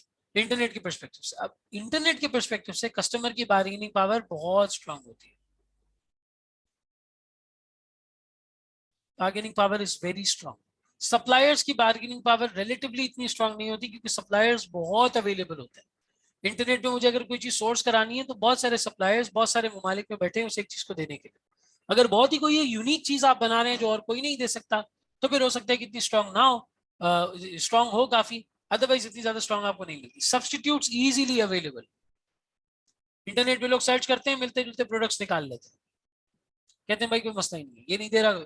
New entry easy, लेकिन हर case में नहीं, but not in all cases. अब मैं कहूँ कि मैं दूसरा Amazon खड़ा कर दूंगा तो वो इतना आसान नहीं है, वो इतना आसान नहीं। स्विचिंग कॉस्ट लो है, ठीक है, ये वाली सारी चीजें सही। अच्छा, और किसी ने क्या कहा था भाई, कोर कॉम्पिटेंसीज का मतलब होता है जो आपके पास है दूसरा कोई वो नहीं कर सकता है। जैसे टोयोटा की कोर कॉम्पिटेंस है कि उसकी मेंटेनेंस बहुत कम है गाड़ियों की, उसकी गाड़ियां मजबूत हैं, इतना ज्यादा खर्चा नहीं आता। होंडा की गाड़ियां नाजुक होती हैं, लेकिन होंडा का कंफर्ट लेवल बहुत बहुत ही ज्यादा है, नेक्स्ट लेवल है। कंफर्ट लेवल होंडा का, सिविक का कंफर्ट बहुत ही मशहूर है। अब तो खैर बहुत गाड़ियां आ चुकी हैं, लेकिन अगर हम थोड़ा सा 2-3 साल पीछे चले जाएं तो सिविक का कंफर्ट वो उनकी कोर कॉम्पिटेंस थी। सुजुकी सस्ता बना सकती है गाड़ी, कोर कॉम्पिटेंस है। मतलब ठीक है, ओवरऑल गाड़ियों की प्राइसेस बढ़ गई है, लेकिन अभी भी सबसे सस्ती गाड़ी है सुजुकी की। पाक सुजुकी की गाड़ी सबसे सस्ती है, वो इकोनॉमिकल बना सकती है, उसकी कोर कॉम्पिटेंस है। और ग्रेनर्स ग्रोथ मॉडल भाई और कुछ नहीं है, कंपनी के इवॉल्व होने की लाइफ साइकिल है। सबसे पहले एंटरप्रेन्योरल स्टाइल होता है, सब कुछ फाउंडर अपने हाथ से कर रहा होता है। आहिस्ता आहिस्ता वो लोग हायर करना शुरू करता है तो उन लोगों को ऑटोनॉमी होने की, उनको अथॉरिटी मिलने का क्राइसिस महसूस होता है। जब उन्हें अथॉरिटी मिल जाती है तो फिर प्रोसेसेस की कमी महसूस होती है, प्रोसेस बना दिए जाते हैं। फिर जब प्रोसेस बना दिए जाते हैं तो रेगुलेशंस में चीजें बहुत ज्यादा ब्यूरोक्रेटिक हो जाती हैं। एक वक्त आता है लीडरशिप का क्राइसिस महसूस होने लगता है। तो वो डिफरेंट स्टेजेस हैं, इतना ज्यादा ग्रेनर्स ग्रोथ मॉडल को लेकर परेशान ना हो।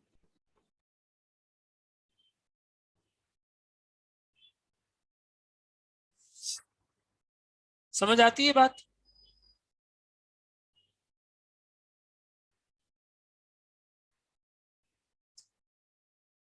चले जी, ठीक हो गया। और कोई सवाल किसी का भाई इस पूरे एरिया से रिलेटेड?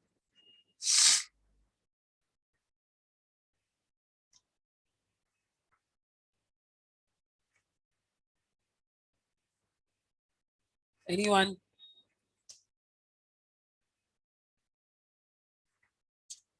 सर ई बिजनेस में setup cost high, no experience, take time to establish, इसको कैसे लिंक करेंगे मोटर्स फाइव फोर्सेस से? ये एंट्री में आएगा, ये वाली चीज एंट्री में आएगी। जैसे मैंने लिखा ना, easy but not in all cases, her case में ये इजी नहीं होता, क्योंकि बाज केसेस में सेटअप कॉस्ट भी हाई होती है, एक्सपीरियंस भी चाहिए होता है, टाइम भी लगता है। बहुत सारे लोग उस मार्केट में काम भी कर रहे होते हैं। जैसे आज अमेजोन का काम सीखना कोई बच्चों का खेल नहीं है, बहुत वक्त लग जाता है लोगों को सीखने में, समझने में, उसका आइडिया लेने में।